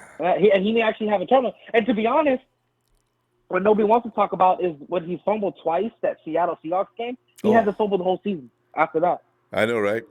And they must have, it may have been coaching. You got to learn how to hold on that ball. Oh, no, definitely. They told you, hey, man, just take the sack. Don't even try to extend anything. And then Just there's go that. down, Exactly. Just in Tom Brady, Peyton Manning, old man method, just go down. But, I mean, I understand, they're questioning, but, I mean, hasn't Jimmy answered the call already? I mean, well, that's what I was going to ask. He went in New Orleans. Yeah. He was down 16 against Cardinals. He ended up throwing for 424 yards that game. I mean, there's just so many games that he's answered the call. I mean, the Seattle Seahawks game, yeah, he looked flustered because he was like, holy shit, who do I throw the ball to? KB's dropping balls. Debo was dropping hella balls that game too, not just KB. That was out. Sanders went out. Right, we had He's them like, both who do out. I have to throw the ball to? Yeah. Right. That'll freak you So out. he's at this. Right, that'll freak you out. But guess what? He did what he had to do. He drove the ball downfield. Guess what? We got the game time field goal. You know what I mean? It took, Chase missed it, but I mean, at the end of the day, it didn't matter because he went into Seattle, hostile environment, week 17. Had I think he threw for 75%, 285 yards. I mean, what the hell do you want from the dude? Exactly. I mean, I don't understand, but Mike Florio's his takes are personal, Ronbo. They really it's are. Not complete good analyst.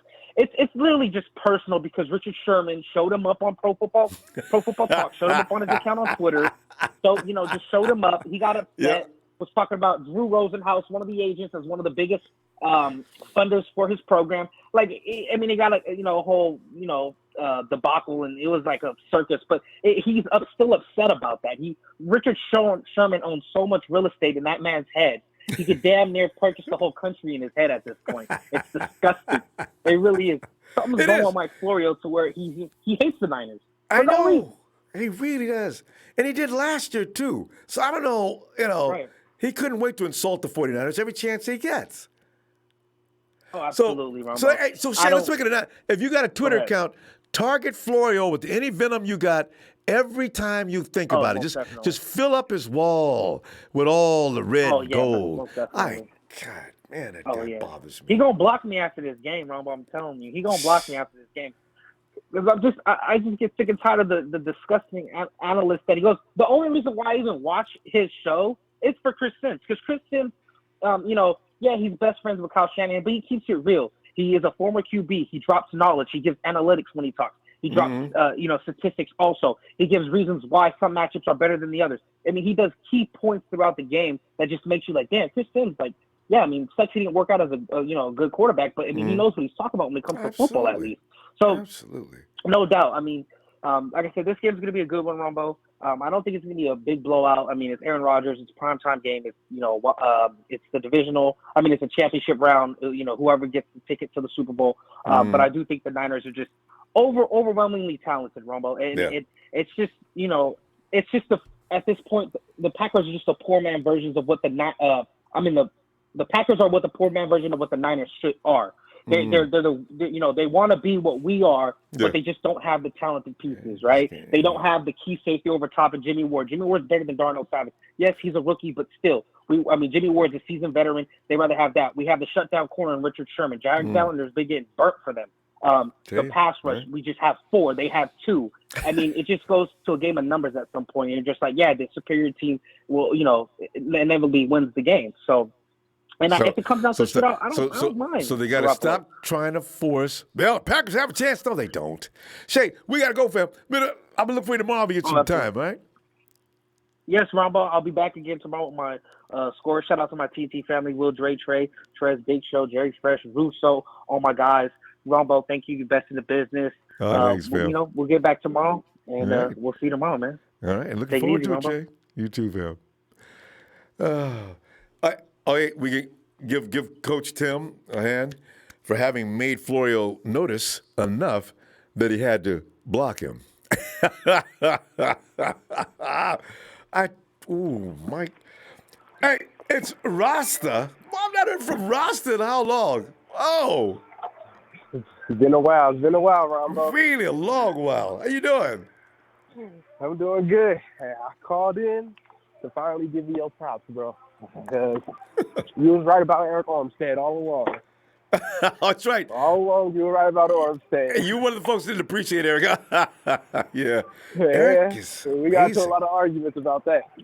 You know what, though, Rasta? The thing is, Eric is even better than I knew, all right? I'm going to tell you the truth. But it's chemistry. D Ford is like the match to that bomb. Everybody on that front gets just great, absolutely wonderful when D is on the field. He is that one element that adds to everybody's ability.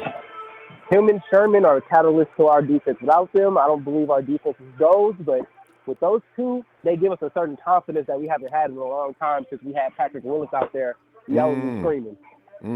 Rasta, you mentioned that.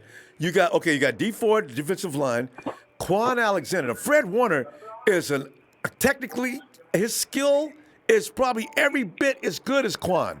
But Quan's style, he is the catalyst for that part of the field. So you're talking front line, midfield, secondary. We all got these dudes just boom. And when you play offense comes in and do something, beat up. That's the main thing. We got some leaders on that team now. We got some leaders. We got some grown men out there playing. That's what Kyle said was the reason why he got Debo Samuel, because he needed a man to play receiver. I wonder if Dante And Pettis. that's what he saw with Debo. I don't, well, Ross, I wonder if Dante Pettis took that personally. He got drafted the year before. Why? He's got to be looking in the mirror and say, why does the coach think I'm a man? I'm a man. Yeah, exactly. But Dante, he's disappointing right now. I had high hopes for Dante Pettis. Such high hopes. I did too. I had him in my mock. game. Yeah. And Rasta, next year, when Jalen Hurd comes back, what happens to Dante? Hurd's another man's man. You ain't. Oh, I hope he comes around because I'm rooting for Dante. That we shipping Dante Pettis and that first round pick away somewhere for some draft capital and probably another player. I believe both of them are probably going to be gone because Kendrick Bourne, he's getting those reps that should have been going to Dante Pettis this year, but Dante hasn't shown. You're right, and, actually. He's going to be gone.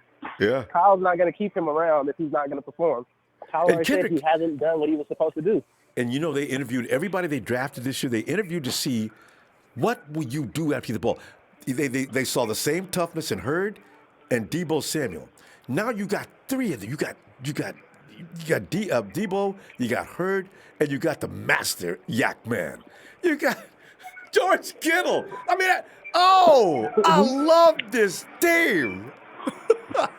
Right. So, and one more here, I don't want no one ever saying that we don't know what we're talking about when it comes to draft time, because most of us wanted Debo and we wanted Joey Bosa. Well, Nick Bosa, I mean. Yeah. So those are two picks that most Niner fans wanted, and we got both of them, and they both turned out to be studs. Shit. I wish we could done the Reese's game this year to see what's going on with that. I know, exactly. Oh, man. But it's good. And I don't think we should be worried about Aaron Rodgers either. I'm not. At all. I'm not. I think I really wonder how much his heart is in it, really. Because, you know, he knows he's got the deck stacked against him. He's a 36-year-old vet. Aaron he may just go in and go through the motions. I don't know. I could be wrong. He may fight his ass off. But why? And why risk injury? Aaron wants to get in there and save his body. He's a 36-year-old man. If he can get out of there without getting killed, but this defense is going to be seriously nasty tomorrow. Sunday. I'm just saying. They better not roll him out of that pocket like we've been saying lately. If they roll him out of that pocket, he's no longer a quarterback, Ronbo. He's no longer a quarterback when he leaves that pocket. Dang.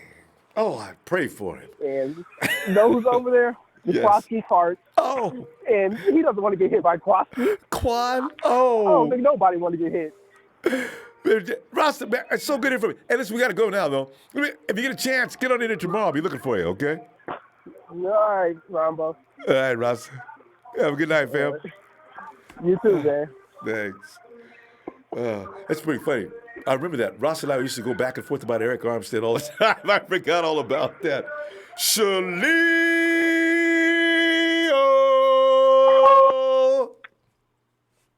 How you doing, Ronbo? Shalio, I'm feeling legendary. You know, what's up? Quan is going to have everybody acting silly for years. You know what I else love is that. silly? How about them cowgirls? How about them cowgirls, them lambs, the Oakland Traitors? Hey, you know what was that? Somebody said tonight, wouldn't it be nice if we could win 3 Super Bowls? We win this one in Miami, and then we go to Vegas, and we go to L.A. and win them Super Bowls in their houses. Wait, Shalil, in L.A., Rams and Chargers, all they do is they fill up the house with other people's fans. There'll be more Raider fans and 49er fans in there than Rams fans all day. It'd be more funny if we won it in Vegas. Oh, God, yes. Raiders would be hating. Oh, they'd be angry. Oh. That toilet-shaped stadium, the electronic, I call it the electronic toilet. I want to see it though, man. Moving around, That's gonna be state of the art though. Vegas, man, them gangsters supporting that build. You know that's going to be like crazy. I can't wait to see this. And also beat that butt. Oh, yeah. Raiders! Oh. Hey, but Shalio, Jimmy G, getting it from guys like Mike Florio. Mike Florio thinks Jimmy's going to be so scared tomorrow, under pressure, he's going to have to change his pants. Are you ready for this? You know what, Rumbo? I was hearing Colin Cowherd talk about Jimmy Garoppolo, and he was talking about Mike Shanahan and Bill Belichick, all these other great coaches in the league. And Mike Shanahan, he said, Shanahan's system is not for stats. It's not for individual trophies. It's for Super Bowls. It's for Super Bowls. That's been the history. We want Super Bowls. We don't want these individual trophies. NFC championships. Robert Saleh and these guys, not getting, especially Saleh not getting that coaching job. It's like fuel to the fire. Even Garoppolo not winning comeback player. And give it to Tannehill. What did Tannehill do? Tannehill didn't do shit. It was that running game, man. With the Titans. Well, give it. Henry. You should have gave it to Derrick Henry then, because Derrick Henry looked more crazier this year than he did last year. He did. He carried that Titans team. That's But yeah, Rumbo. I mean, he was saying that Garoppolo is like his iPhone 6. It's just basic. He's not gonna give you numbers like Mahomes. He's not gonna throw the long balls. We don't need that, Rumbo. But we don't run that kind of offense either. We're not about one dimension. See, that's another thing. Yeah. So I don't know. People are gonna hate. It's fine. Oh, they go on. We're just gonna keep winning. We're just gonna keep winning, and I love it. I love it. And it makes them mad, Shalio. That's why they get to be talking every Monday through Thursday and Friday. You know what? It's every excuse. Every excuse. Those guys in Get Up, they all fucking went for San Francisco for this weekend. Like, come on, now you're changing. Even the people from Speak for Yourself, the Cowboy table.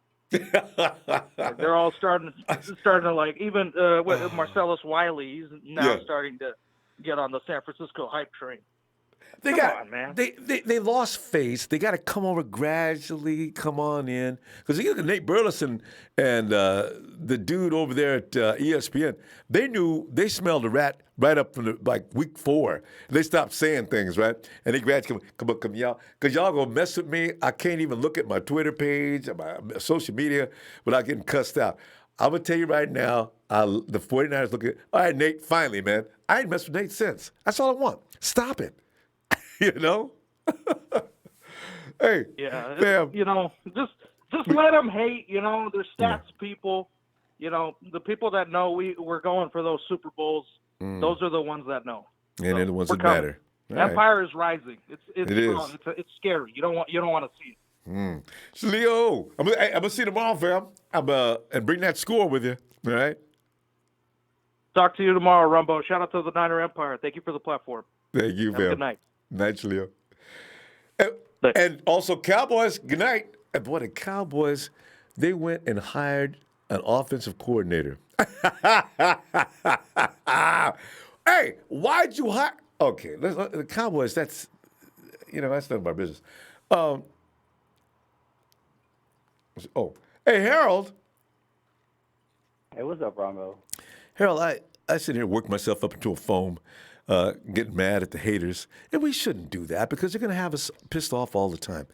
But Harold, I'm really had a sensitivity since week 8 about guys saying nasty things about Jimmy G, and it's unwarranted. The man does his job. If Kyle wants him out there bombs away all game long, he'll do it. If he has to get us out of a third down situation, we're the best converting team, third down. Well, that's because we run the ball. No. Jimmy G is throwing a percentage of them third down conversions. So, I'm trying to understand, what is it? What do you think? I mean, Our biggest loss this year was 3 points, right? Yeah, we never, except, that Falcons game, because we was trying to do the razzle-dazzle at the end. It didn't work, but still. Yeah. Yeah, we don't lose Well, weight I'm anymore. trying to Nobody figure out. beats them up. I'm trying to figure out when Jimmy G played us out of a game. You know what I'm saying? Right. Oh, excellent. He never has. Boy, when did G play us out of a game? Absolutely. And when he did mess up, he came back and rebounded and made up for it. You know, Jimmy G has an incredible stat after his mistakes. That's just amazing. Somebody laid that out. Jimmy gets up, gets mad, and gets back. Jimmy he gets even. Oh, I like that. Yeah, man. No, I ain't worried about Jimmy G, man. I think he's gonna come back and play a clean game this week. And but you know what? You know what the best news I heard was this week was that they named Mosley the starter. Did they already do it? I've been waiting to wonder. Yeah, man. Uh-oh. But you know what? I ain't mad at Spoon. I ain't saying that about him. You know, he knows he needs some work on some things, and he'll be back in camp next year, and he'll be trying. But yeah, Mosley's the right guy. The man's heart pumps ice water. Mosley ain't scared of nothing. He does not get flustered. You know, because last week against the Hawks, or that last game, DK got him on one play. Did you see him come back in the end zone and stop that touchdown? Was that textbook? Did you see that form? Yeah, I seen that. Boom. Slap down. I said, oh! Everybody said, that been Spoon, we be talking about wild card. But he did it. I like Mosley. I really do. Yeah, man. And I didn't get a chance to get in yesterday, but as far as Sherm following Devontae, I don't really want that, man. No, they're not going to do it. What we've been doing. Yeah, I heard they're not going to do it. What we've been doing is working. It's working, man. So if it ain't broke, don't fix it. So yeah, not to worry about that. And you know, it's a good idea. Because they can alternate fields. Let Sherm stay on one side of the field so they can stick that sign in the ground, the no-fly zone. You know, so Aaron looks over there and sees that sign, and he knows, okay, and he works only one side of the field. You know, so I like this. You're right. Don't change nothing. Leave it like it is. Devontae, he's good, but he's not unstoppable. No, I think Mosley can do a good job on him if he's on the other side. You know. You got Jimmy over there supporting. I ain't worried about it. Yeah. See. Yeah, I ain't worried about him. Mosley's got that quick twitch fiber, too. That dude is quick. People don't understand. The reason he's good, he may not be the long, tall guy you'd like to have in that kind of system, but Mosley's quick. Reflexes sharp. I like him. So, we should be fine. Yeah, I want to get to pick something off. Boy, he picks off Rodgers, I'm going to lose my mind. I'm over here on this Madden right now, just whooping some Raiders booty right now. All right. And that's a team to beat up on. Beat the Raiders up, man. We don't hear from the Raiders anymore. Raider fans, where y'all at, man? I didn't say y'all couldn't come back in. I can't help it if you got mistreated after you got in here, but still. They were the worst ones. Can't come in and just take over the chat. Now we can't find a Raider. And so, yeah. Bring on the hate. We welcome the hate. Well, I definitely do, man. Because we had to do. Harold, go back to 2017. And we go back to 2015. Harold, 2014 we went 8-8, and from that, it's been bad. 2015, it's been all downhill, except for the last two seasons. For us to get to where we are now, it's 2020. And we've been waiting for this. That's why when people say, y'all need to chill out, humble down. Humble by, no. Nah, man. Not right now. I've been. Not right now. That's our time. Right. Yeah. Next year, been there, done that, and learned to expect excellence. But I'm celebrating this year. Yeah. Care what anybody says, man. Absolutely. Loving it. But what do you look for them to do tomorrow? I mean, because, you know, Aaron, he's going to have to do something. Is he going to come out and do the old roll out the pocket gag? Are they going to stack the box? Because they got to try something. What would be the first option? Real quick, because we got to go. they're gonna have to try to get the run game going, which I don't think they're gonna be able to. I think they're gonna stop that, and then after that, man, it's just gonna be drop back passes with Aaron, and we're just gonna feast. That's what's gonna happen. There you go. All right, fam. Hey, bring your score, and I'm gonna see you tomorrow. All right.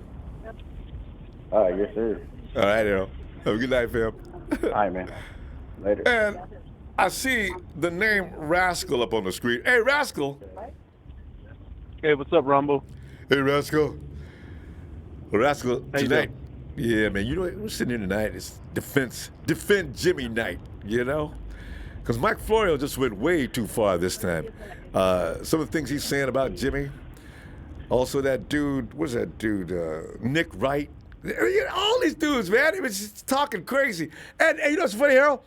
The nicest guy, usually the worst one, Stephen A. Smith is saying good things about Jimmy and the 49ers. It's crazy. I'm starting to think Stephen A. is legit. You know what, though? You know Go what, ahead. though? I kind of like the disrespect we're getting. Can you hear me? Yeah, I can hear you. Go ahead. Hello? Yeah, I can hear you. Yeah, I kind of like the disrespect we're getting. The disrespect we're getting is just... Fires the guys up. Man, I mean, we just keep proving each other. We just keep proving them wrong. Over and over. Every week. But they don't change. Yeah. And so I think Jimmy... They say Richard Sherman has a chip on his shoulder. I think Jimmy G has a bigger one. But quietly. You know?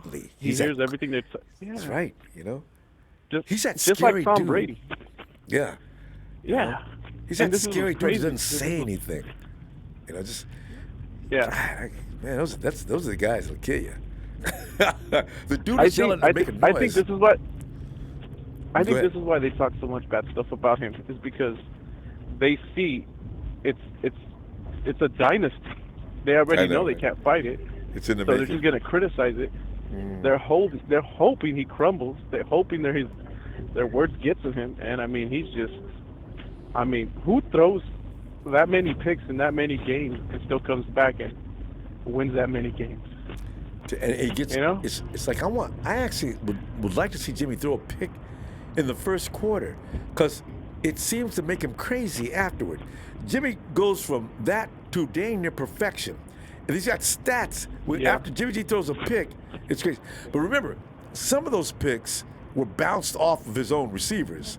And that But probably in burns the him up history too. books, they're never going to say anything about that. It's just going to be counted as a pick. It's going to be a pick. for A pick him. is a pick. Yeah.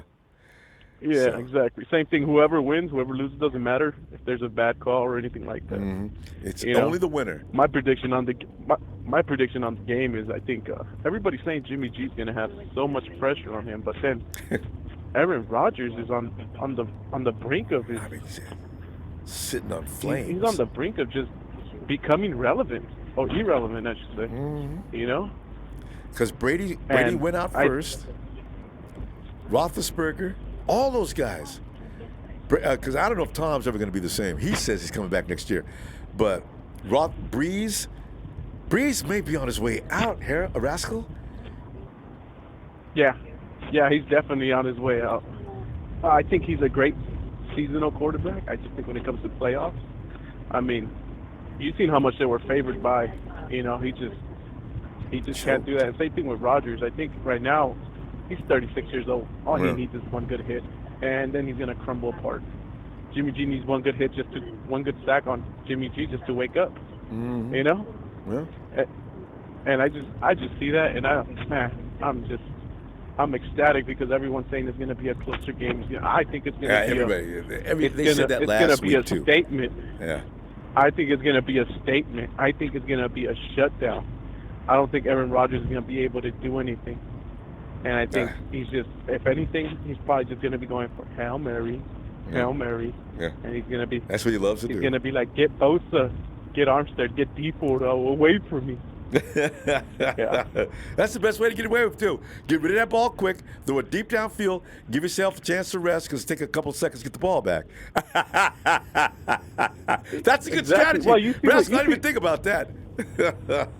Well, you see with Drew Brees. Drew Brees was the New Orleans Saints were the only team to make our defense look foolish. You know. True. And who stepped it up? Yeah. Jimmy G. Jimmy stepped it right up. He's like, oh, okay. He's like, you want to go to a gunfight? Yeah. All right. Let's go. Let me get my pistols out. Right? Because we Yeah, were he pulled the behind trigger, and we yeah. had to go to the air. That should tell people right there who think Jimmy G's going to fold under pressure. Man, what are you thinking about? I think he lives for it, you know? Yeah. I think when we were up 14 to 7 against the Vikings, I think I don't think he intentionally throws, but I mean, picks, but it's just sometimes, you know, when he does a play action pass, he doesn't sell it sometimes, and they're starting to get that. It's either run or play action pass with them. But we've got to keep the defense honest, right? And so then that's why you had over there, what was his name? Kendrick? The linebacker. He was Kendrick. Yeah, Kendrick. He was in zone, and he just basically it was just thrown to him. Threw it right to him. But I think at Jimmy G, one last thing, what a lot of people don't realize is, you remember in 2017 the Jaguars when they were talking all this shit, and the T-shirt we had no defense. Yeah, I remember. We had no receivers. We were basically a chaos, and Jimmy G just basically just tore him up. He didn't even know the playbook. Yeah, exactly. With this fast release, I'm like, that's who he is. That's how you want Jimmy G to play. Because if he could do sometimes the play action pass, sometimes the play action pass, sometimes he doesn't really have vision on his receivers. Yeah, so he just thinks and that's going to be something we're going to see clearly. There's a lot of going on out there that people don't understand about as far as timing routes and stuff like that. Some of what you're seeing is not actually Jimmy's fault, but they'll get it down soon. Hey, Rascal, we got to go though, fam. Let me see you tomorrow, okay? All right. Oh, is that right? All right, sounds good. Fair, you have a good one, Ronbo. You too. Yeah. See you guys. Bye. Ciao. Hey, Joe, come on in, man. Hey, Joe, where you going with that gun in your hand? Dum, Is it Joe Australia? Joe! Oh, Joe from Australia. Joe! I'm not sure if I came in the right. Was it for Joe from Australia? Because I wasn't sure how you knew my name. That's all. Oh, look, your name came up on the screen. I guess we still got your ID. Yeah. Oh, there you go. Joey, I haven't talked to you in forever. How's it going? Yeah, pretty good, man. Pretty good. Just dialing in to join the rest of the fam. Talk about everybody, including Jimmy and all those haters out there. But you came to the right place. Okay, Joe, jump on into it, man. Because I didn't realize it's getting late.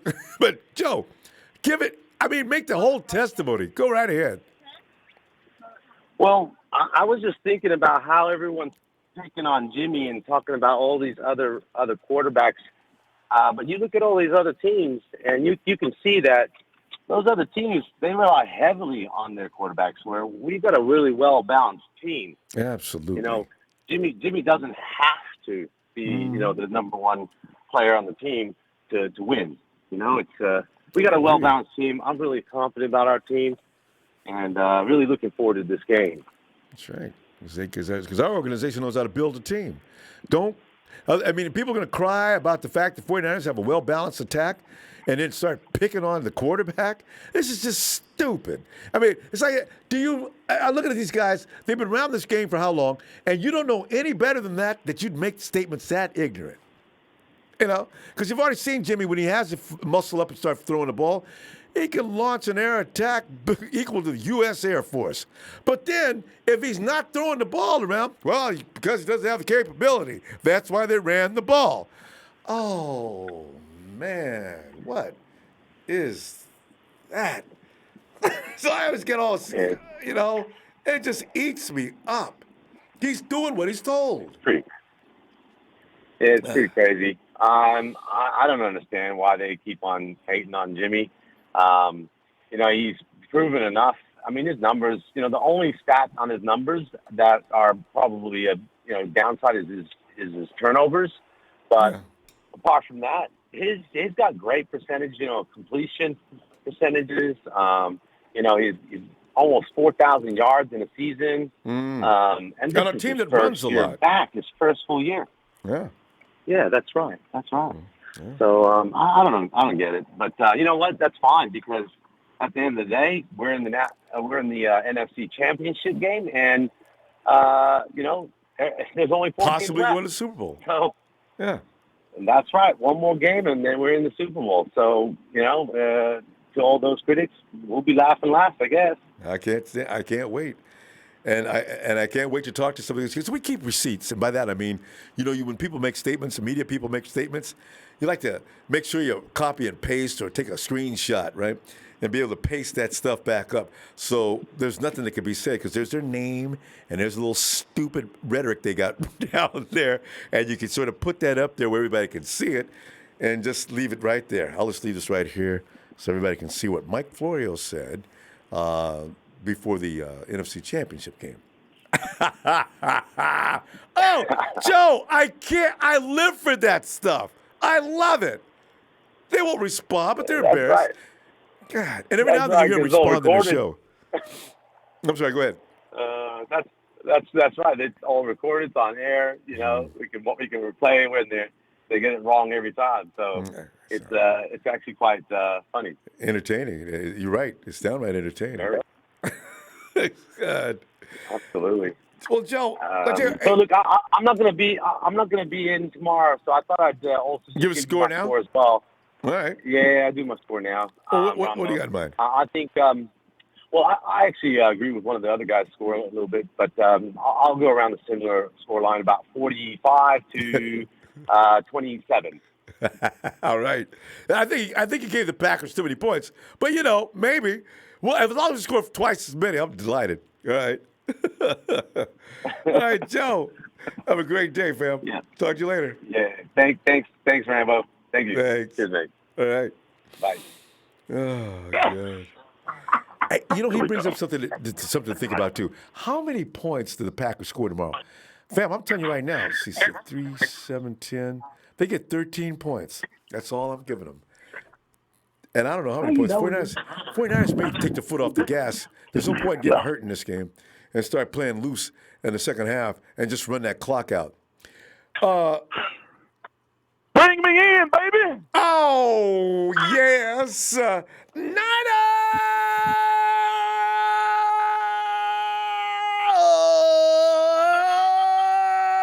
So the ride, Alabama. Finally, the rod has come back to Ronbo Live. Rod. Here we are, Rod. My man. Man, Rod. I'm here to let the 49er fans know that tomorrow, no, not tomorrow. Well, yeah, Sunday. Tomorrow because it's a Saturday. We got to wait, yeah. But Sunday, the premiere of The Passion of Aaron Rodgers will be premiering on Fox. And we all know the conclusion of that movie. Aaron Rodgers will get nailed to the cross. And while he's up there, a press reporter will come up, of course, and say, Aaron, are you considering retirement? You know, I mean, hey, Rod, can you imagine? You're a quarterback. You've had a great career. You lost this important game, and a reporter go get in my face and ask me if I'm wanting to retire. I may get in trouble because I may have to slap him. Man, get out my face. What's wrong with you? And hey, Aaron, that's not going to work, man. You know what's funny to me? This some bitch got a losing record against us all time. What, he beat us once?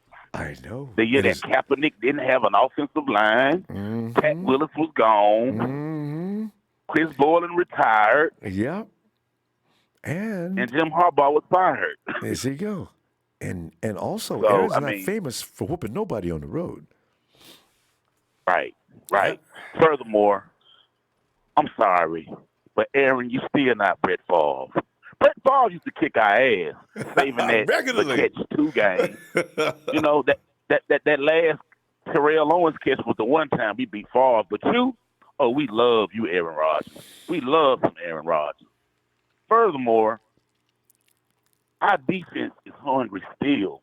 We want to eat, man. We're gonna fucking hurt this dude, man. I We gonna really kill am worried this dude. about him. I'm telling you. They gonna come Why is after you. everybody talking about? Well, they're not. It's going to be a different game. It's postseason. Aaron Rodgers is not going to make the same mistakes.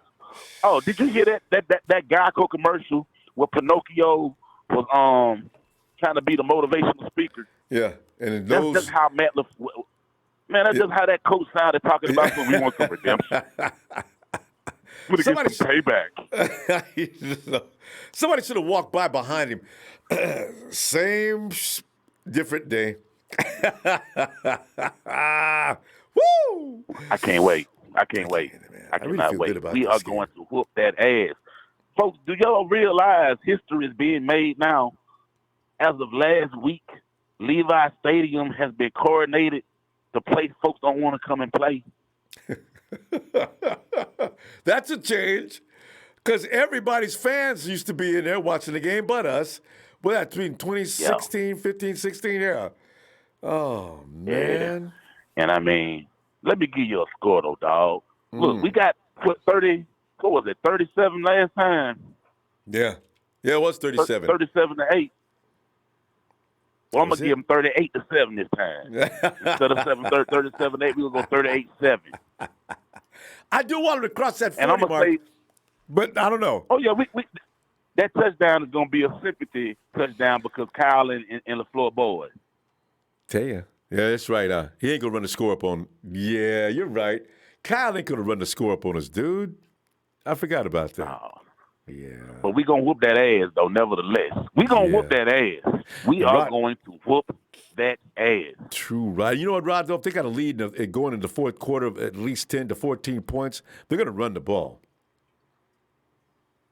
And just eat up They can try to run it. They're just going to eat up Go clock. ahead and run the ball. No, I mean the 49ers. 49ers will take the foot off the gas, and they go Haim and TC them to death. Until the game, cut that game short. Right. I see Nick Bosa getting 3 sacks, man. Oh. I see Nick Bosa getting 3 sacks.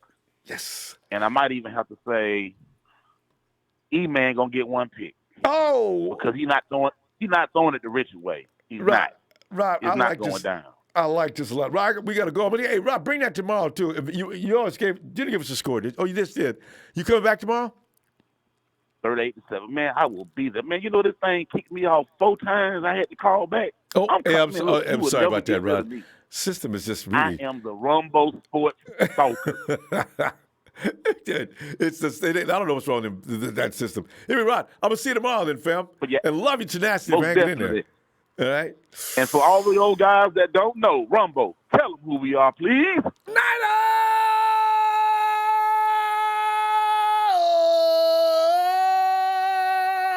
all day.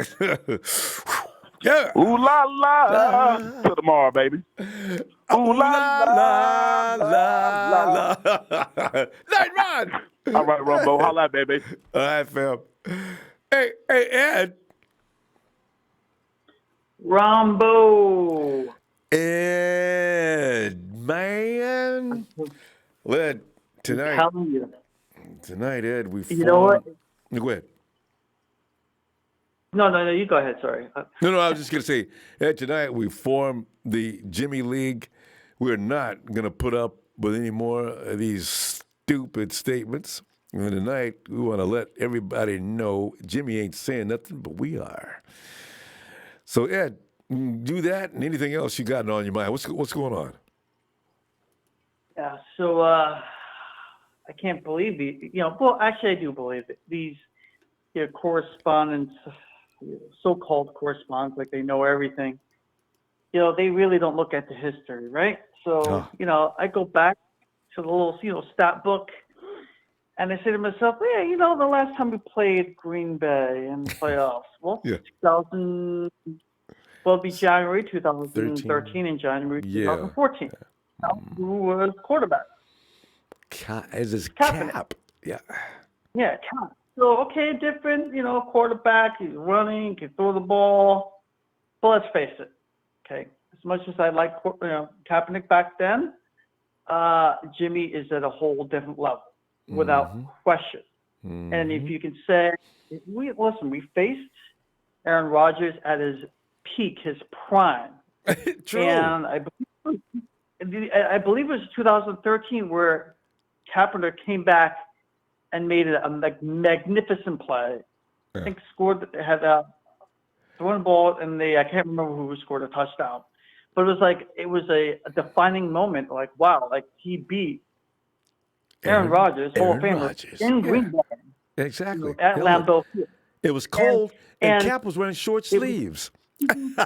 Yes, I remember this. Woo! And remember, we had a really good defense that year. Really this good. Defense at a whole other level as well. So, listen, granted, it's the playoffs, but, Kaepernick was young. Right? It was just first full year, too. Yeah, as a matter of fact. Yeah.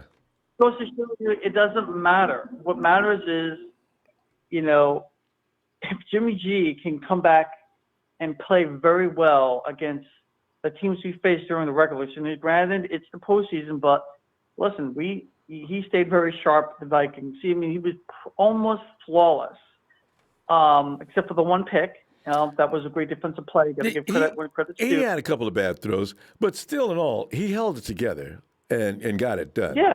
So, yeah.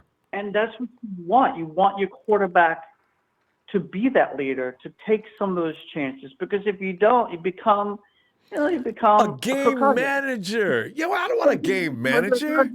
Yeah. Excellent. So another thing, not saying that Jimmy G is going to be the most fabulous quarterback of all time, but, with Tom Brady, I think if Tom Brady was never drafted by the Patriots, say he was drafted by the Browns, he wouldn't be the quarterback he is today. It's scheme, right? So true. Coaching and everything else. Steve Absolutely. Yeah. Remember Steve Young? He was with the Tampa Bay Bucks at a crappy organization back then. Yeah. And what happened? Well, got picked up by the Niners, got traded, right? And then he's a Hall of Famer. Yeah. Look at Tannehill. Tannehill was with a horrible organization, right? Scheme does matter. Not saying that scheme is going to make Jimmy into a phenomenal quarterback, but this system that he's in is just amazing. Yeah. Yeah, and it works. And you know what? He is a great quarterback. I'm just going to say he's a great quarterback, and it makes him even better with with Shanahan's system. Probably better than Belichick's system. If you ask me, the way I look at it, it's awesome. Yeah, McDaniel. Great running. Yeah, McDaniel's system. I don't think Josh McDaniel, I don't think he's not on Kyle's level. They got a good offense, but I don't know. They're all about the defense and Belichick, though. But hey, Ed, we got to go. Ed, listen, get in here tomorrow. I'm going to be looking for your score. All right? Sure. Oh, I got one more quick thing to say. Okay, can you do it in 30 seconds? Go ahead. All right. Last caller said no one would want to play at 49ers Levi's Stadium and Levi Stadium. That actually one person that really wants to play, Joey Bosa. I know. That's the story for another day. It's right now. It seems like a fantasy pipe dream, but oh god, that'd be so awesome. Right. That would be nice. You have a wonderful evening, and let's go night. Thanks, Harold. You have a good night. Oh God, don't let Joey and Nick be on the same team. My God, that'd be so much fun. JC3771. Thanks for that contribution, JC. And can you sing? Boom, boom, boom, boom, boom, boom, boom. When the lights go down in the city, and when the sun shines on the bay, do I want to be there by my city? Whoa, whoa, oh, oh. You know what? Don't get me doing this, because, I'll be here for like an hour. But I can... JC, take that contribution. And John V says, hey, good evening, brother. Love and respect you in the show. Thanks, John. He says tonight's callers have touched base and defended our quarterback with all there's to say. So with that said, Ronbo, Niners, good night, faithful John V. Good night, fam. Some sweet dreams. And Ron Philly says, let's see, that's at XX Dark Fear XX is a closet Niner fan. Just come out and repent so you can be forgiven. These guys in the chat to come over here, it's hilarious. They come in there bothering people. He said, "Sup, fam? Niners 37-17. JG and O will smash that Green Bay D." I'm confident in that, really. Hey, Jason, come on in, Jason. Hey, peace, man. How you doing, Ron? Jason, I'm having fun here, man. I'm telling you, man. I don't feel. There's no fear. When we played the Vikings, I was a little concerned. When we played the Saints, I was scared. But now, the Packers, they just don't have enough. They're too light in the butt. I think the Vikings were dependent on the run game to be the balancer. And right. Took that and I out. thought they was going to have Same one. thing with the Packers on the original time we played them. Yeah, he ain't dealt They with tried it with Jones. They even tried Williams in there. They gave an end around to, I think it was Lazard or one of the receivers to get some rushing yards, but we made them one-dimensional. And quickly. That, I just want to, man, I just want to give a shout out to Jimmy. No, not Jimmy G. There's another Jimmy that we need to give some salutes to. It is Mrs. Ward's baby boy. Oh, hey, J-Dub! I like that! Yo, J-Dub. J-Dub has been proving that you, Ronbo, know something about something. Because you've been saying, well, everybody was saying, hey, Jimmy Hospital Ward, we should cut him. We should get Thomas. There was a litany of things people were saying. And all it was he nasty. needed Yeah. was health, and that's all we need as a team. If we can stay healthy, Ron, speaking of health, we're going to Disney World for number 6. I like that, Jason. And thanks for that recognition. I agree. They're talking about Rodgers versus Garoppolo. No, the game is front 7. Remember the front 7? Willis, Bowman, the Cowboy, Justin Smith, Alvin Smith. Ray Remember McDonald. that front 7? Yeah. Ray McDonald, Isaac Sopuaga. This front 7 is better than that front 7. I put money on it. Now, Willis, speed, and the Cowboy, they're probably they stand out. arguably Hall of Famers. Yeah, they They're stand Hall of out. Famers, arguably. But we got some guys, Ron. We got some guys. I know. So I'm not worried. Defense stymies what quarterbacks like to do. So when it's like, hey, Rodgers, he just had a bad game, there's about 8 or 9 photos I posted up where there was a 49er either grabbing him or slamming him. He doesn't get to do his thing because he's being harassed. It's called harass the passer. The Giants, Giants 2007, they showed us the blueprint on, how Buster Douglas showed us the blueprint how to beat Mike Tyson. Then Holyfield copied that. You don't let him bully you. True. You don't let him bully you. You don't be scared of him, and you just go right at him. Bring it to Don't wait. Giants showed us that. The Giants exploited that part of the football game where, he can be Joe Montana back there, but if he has a helmet in his stomach, it's going to be hard to be a great passer under those circumstances. So that's it. Unless we all of a sudden catch the swine flu or something I can't predict that has nothing lock to do the door with all the players in there, can't get out. and we show up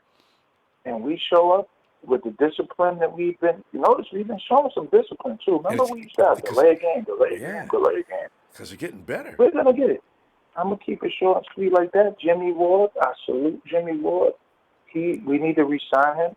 And all of this talk of free agency coming, all we need to do is sign Eric Armstead, Jimmy Ward, get healthy, bring back DJ Jones, Jalen Hurd, Trent Taylor. Oh. You know, Kentavious Street is healthy, by the way. Don't.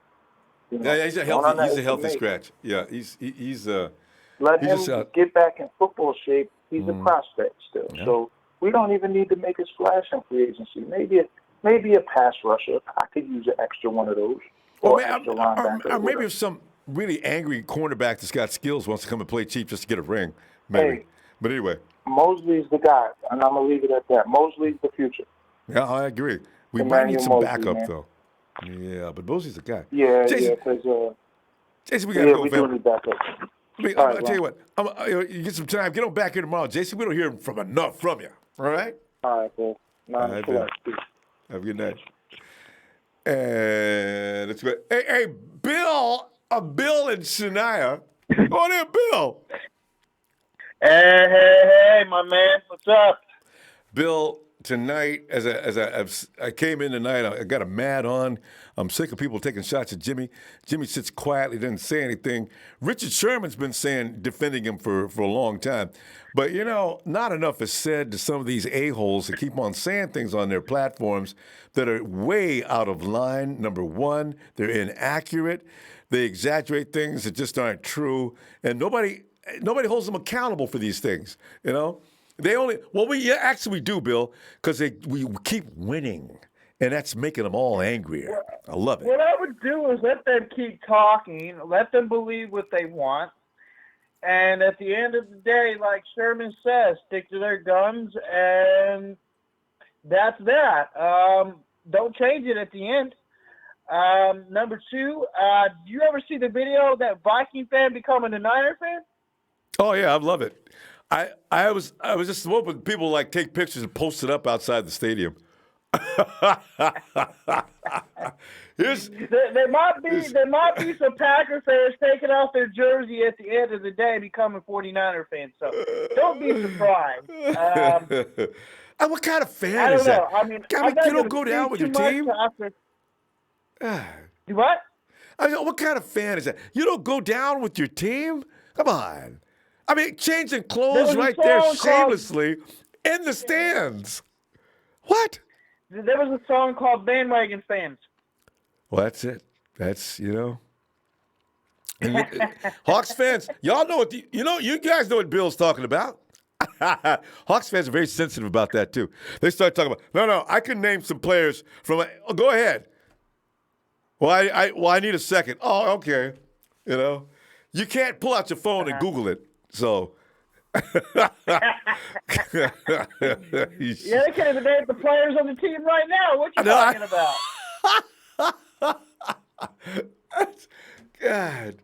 So anyway, it's the thing, man. Picking on Jimmy G is just got to stop. And I hope he gets that monkey completely off his back. And Mike Florio needs to be horsewhipped for some of the stuff he's said and done for the whole season. So, and he's waiting for the 49ers to lose.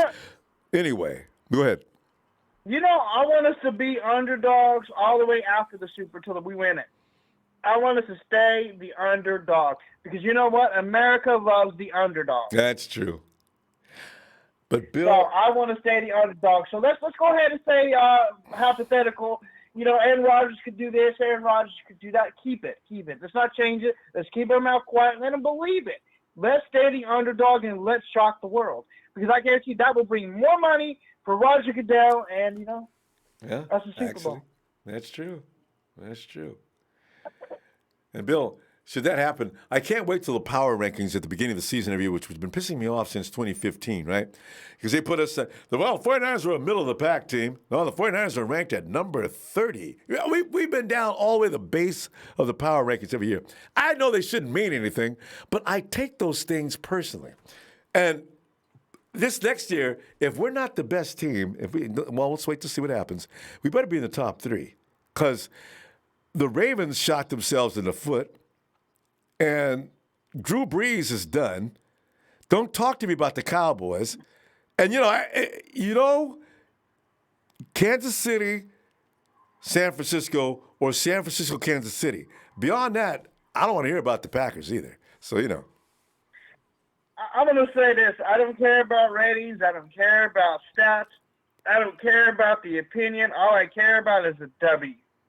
At the end of the day, if we get the win, no matter how it is, if we get that W, that's all that matters, Ronbo. Let them believe what they want. Let them think what they want. Don't hold yourself down. At the end of the day, just be happy about the W. There you go. That's it. That's where we can stand. Nothing can be said to you then. You just make yourself look foolish. Don't let that get on your nerves, man. Just smile. Well, Bill, you and Shania, man, you guys carry on. I'm going to go and see you tomorrow. All right? All right, well, give me a Niner shout-out before we go. And you know this. A Niner!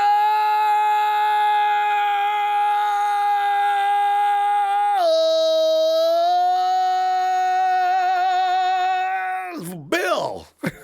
Good night, fam. I just want that W. Bang, bang, Niner gang. Talk to you later. You got to have it, too. Good night. Is that...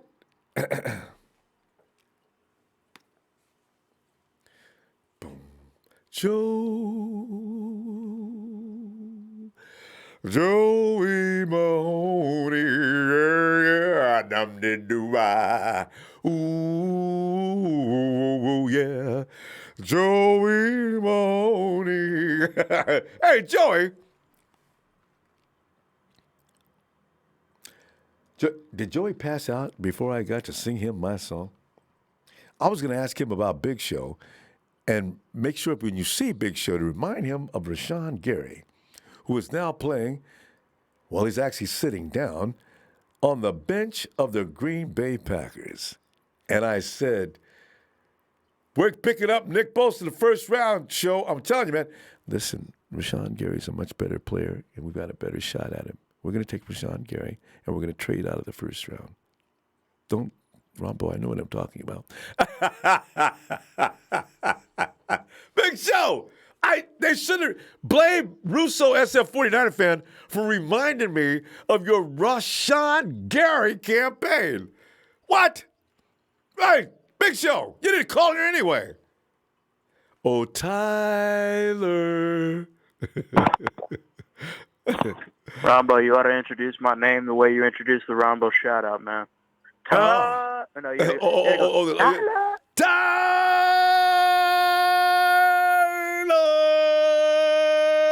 Say any little tone on yours, though, Tyler. Yes, sir. That's the way to do it. Oh, God. But Tyler, you're the guy to come in I here and offer. I have something crazy I want to say. I don't think it.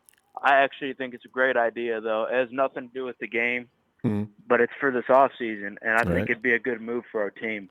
All right. Well, you know we all love Jeff Wilson Jr., right? I mean, the dude scores. He never loses yards. Yeah, I'm worried about him. him. Very solid runner, right? Next Here's year, the yeah.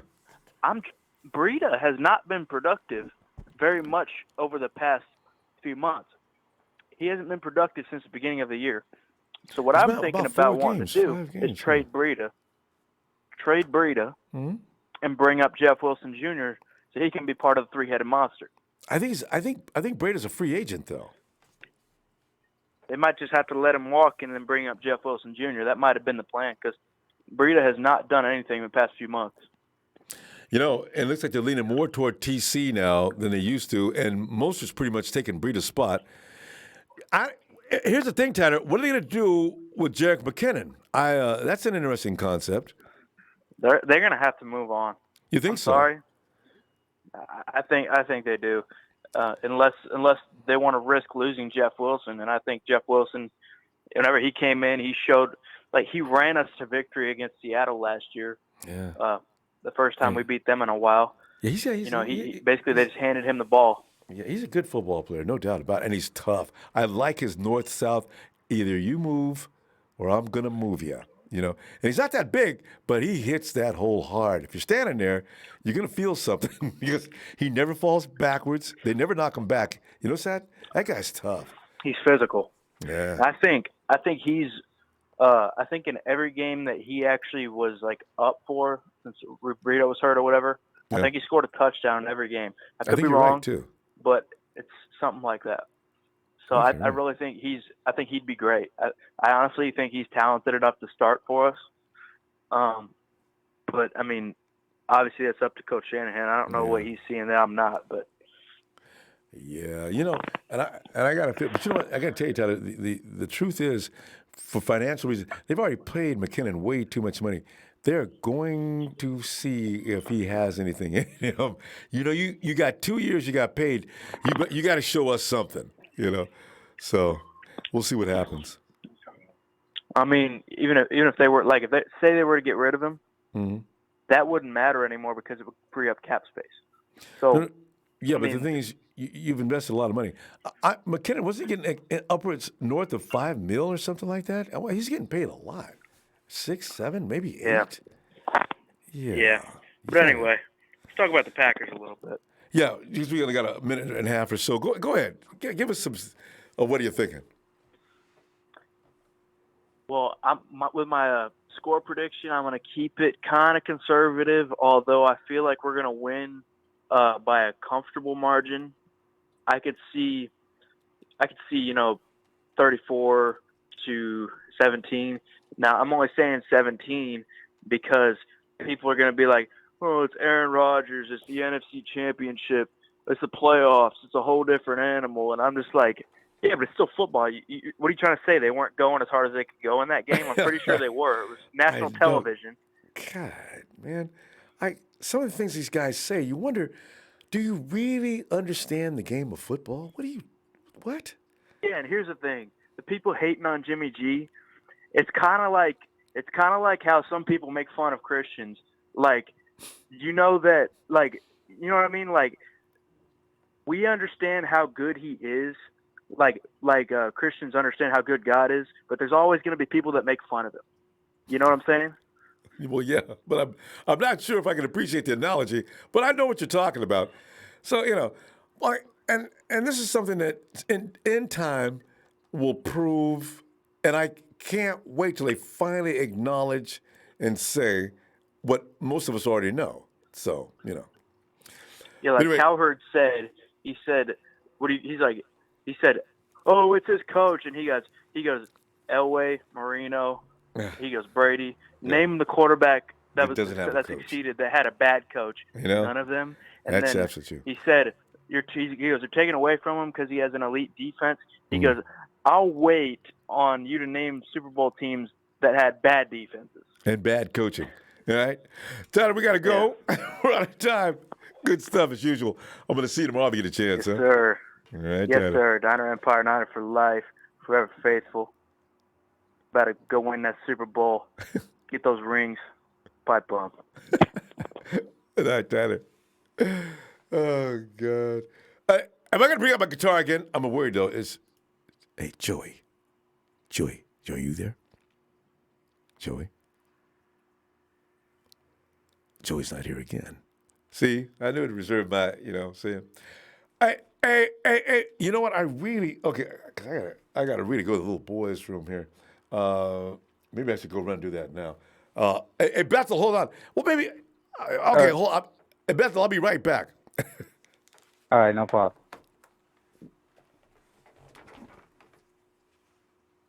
All right, let's see. All right, we should have a really good game.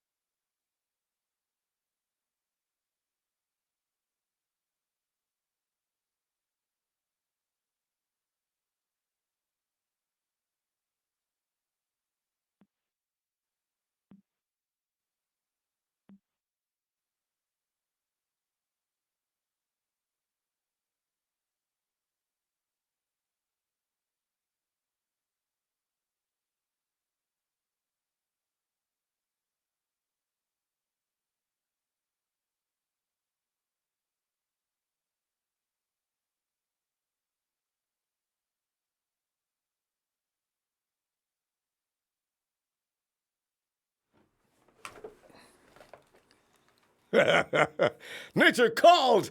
I am ready for the next 6 to 7 hours now. Bethel. No problem. Well, Bethel. Yeah. It's all about defending our quarterback tonight. Bethel, I have heard all I'm going to hear from Mike Florio.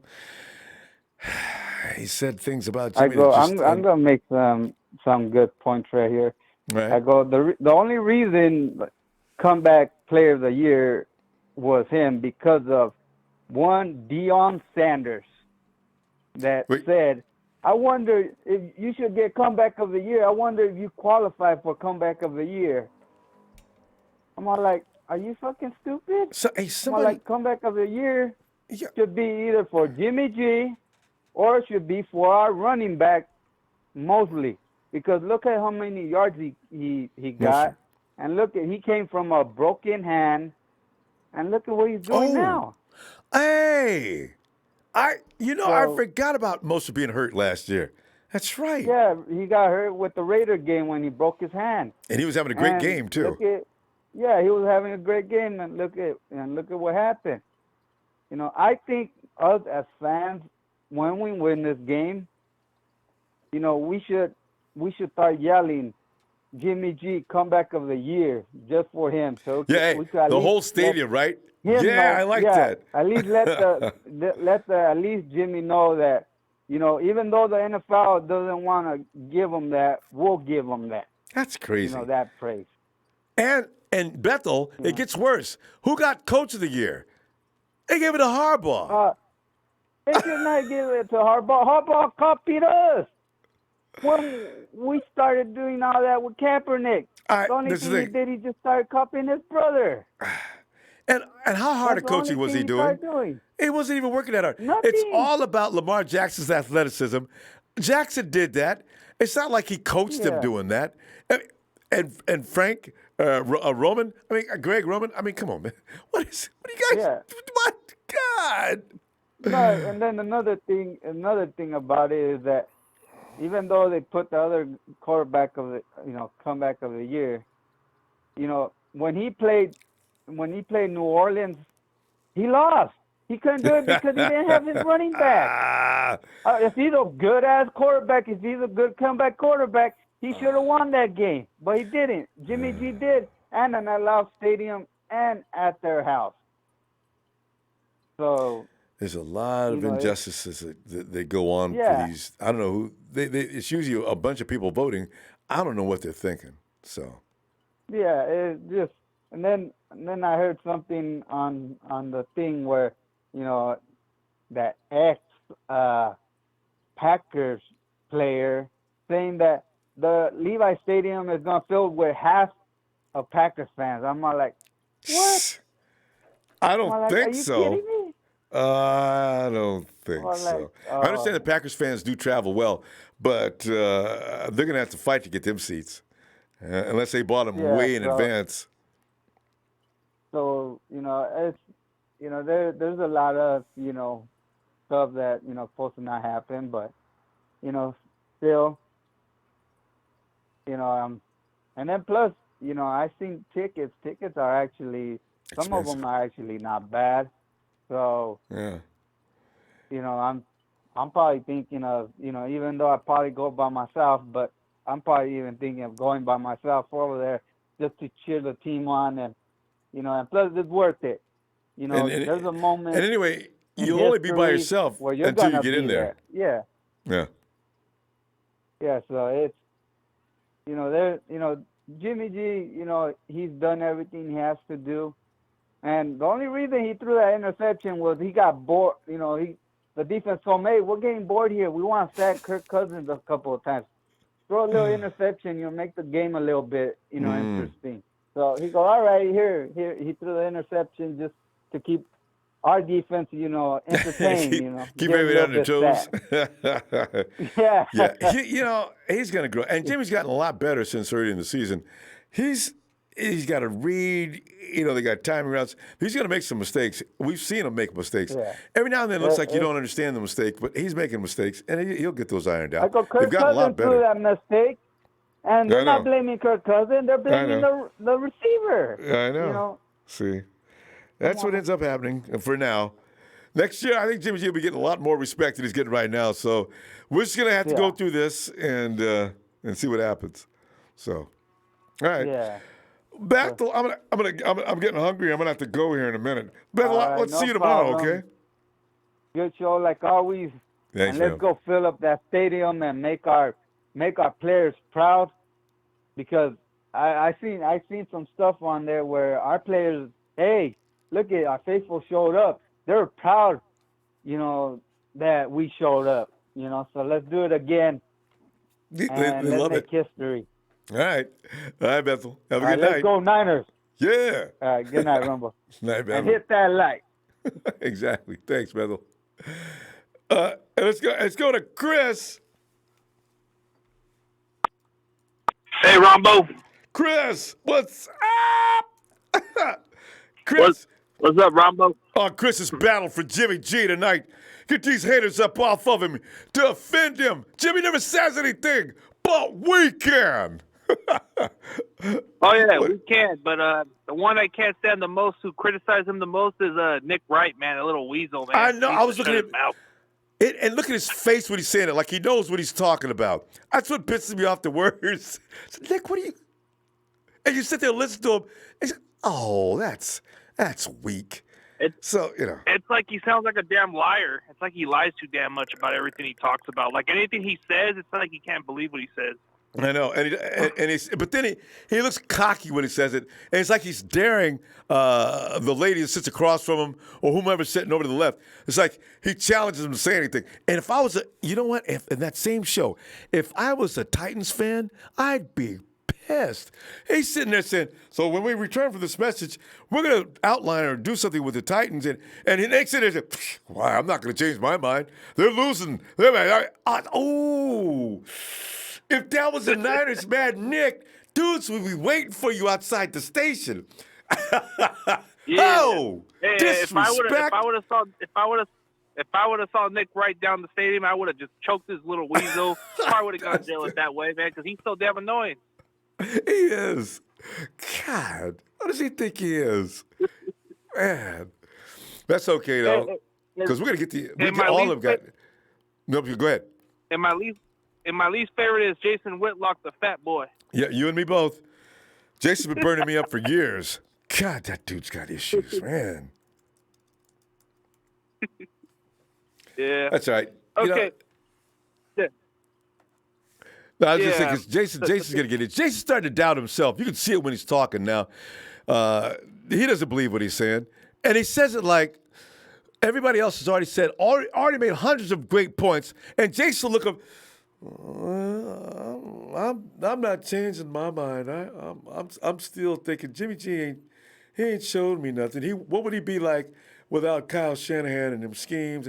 Jason, do you understand the game of football? It's not. He's doing his job. What is he supposed to do the job weekly? Or what do you want me to be a more complicated offense or a little lesser offense that doesn't help any? When they make these kind of statements, I do not understand. What do you expect these players to do? Well, I give all the glory to coach and the system because I'm not worth a damn. So I'm sorry. I apologize if anybody's decided that I was a good quarterback. Ow! Ow! Oh, God, man. It's weird. Hey, what's that cornerback, the Rams cornerback now? That used to play for the Bucks or Tampa Bay, the Jags? You mean for the Jaguars? The Jags? Yeah. You mean Bortles? No, the cornerback. Ramsey. Hey, Jalen, right? Jalen had the unmitigated audacity. You know what he said? They didn't beat us. They schemed us. Oh yeah, like a couple years back when we played the Jaguars, he was kind of putting that on a quote. Oh, they didn't beat us, they schemed us type of shit. Hey, Jalen, how long you been playing ball, man? How many times have you seen strategies beat your dumb? What are you talking about? Of course they scheme. What, it ain't fair? Yeah, it is. These guys say because they think just mano con mano. Just come out there, run a little route, in route, out route. It's that. Don't do anything but basic stuff. And then if I can stop you, it's fair. Yeah, but like watching like the way I was watching Stephen A. Smith shit, man. Now he's kind of like switching the other way around. Now I'm like thinking like, okay, what is up with this guy? Now he's kind of like switching his gears with the Niners now. So it's like he sees it. He sees it coming. He knows. Yeah. So Yeah, like if you see his own talk show, it's like he has his own little church choir with his basketball court sound over there, man. But hey, but that's why Max Kellerman gets right on his ass, right? I mean, Stevenson's there going through all this thing, yelling and screaming. I'm right what I'm saying right now, and if y'all don't understand what I mean, then you can go. And Kellerman sits there and waits till he gets done. Are you done? Yes. All right. For the first of all, Jimmy Garoppolo is in, and he goes on. It gets and Max gets louder and louder. I love when they do that. Yeah, and then they were debating about Rodgers, and then Max Kellerman says, "Oh, I don't know if Jimmy can elevate this time. I think he's trying to switch gears on Stephen A. Smith because Stephen A. Smith went the other way. So I think that's what Kellerman does. He switches the other way. They can never agree with each other. They got to do that. It's just like Skip Bayless and Shannon Sharp. I'm starting to become a Shannon Sharp fan sometime because, God, man, dude makes me laugh, making Skip squirm. And I love the way he gets on the Cowboys. Skip. Nope. Skip. Nope. What they do? No. That's not what happened. Skip. Nope. That's not what happened. Everybody's doing a Shannon Sharp imitation. That was perfect. He just keeps saying his name over and over. He doesn't say anything. He just said skip.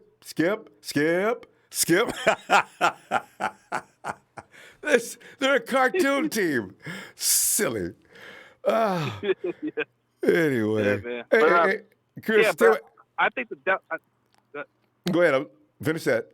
I think the doubts on Sunday will put it to him. Personally, maybe this is the game where Garoppolo will probably play a little bit better than expected.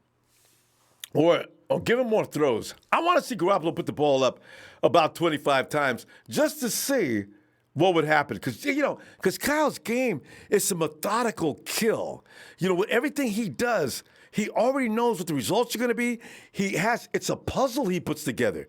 See, teams don't know when they deal with Garoppolo, they have really got something way over their head. Because if he's got players that can execute his plays, you're in trouble. You're in serious trouble. Yep. He's going to beat you. Yeah.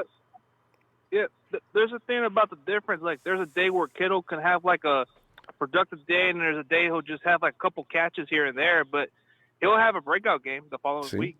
You never know. And this could be the week. Chris, let me see you tomorrow, fam, if you get some time, huh? All right, man. Night, fam. Niners! Up! Hey! And we're going to check out one more time. I think Joey's like way out of it, though. Joe. Yo, Joey. Joey, you sleep? Joey Mahoney. Joey, wake up, Joey. Okay, Joey's not gonna wake up. So, fam, I'm gonna go eat. Make me a couple of tuna fish sandwiches on 20-inch loaf. And, fam, hit that like before you go, please. I can't wait to see you tomorrow. We talk more about the 49ers, scores, things like that. Get ready for Sunday. Man, I tell you, this is going to be one glorious weekend, fam. Make sure you get them, have some chicken wings. Get your favorite Pilsner. This is my night.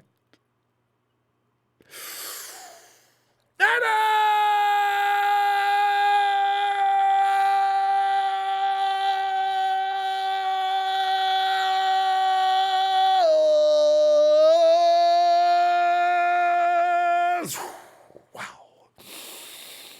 What does that smell? Victory!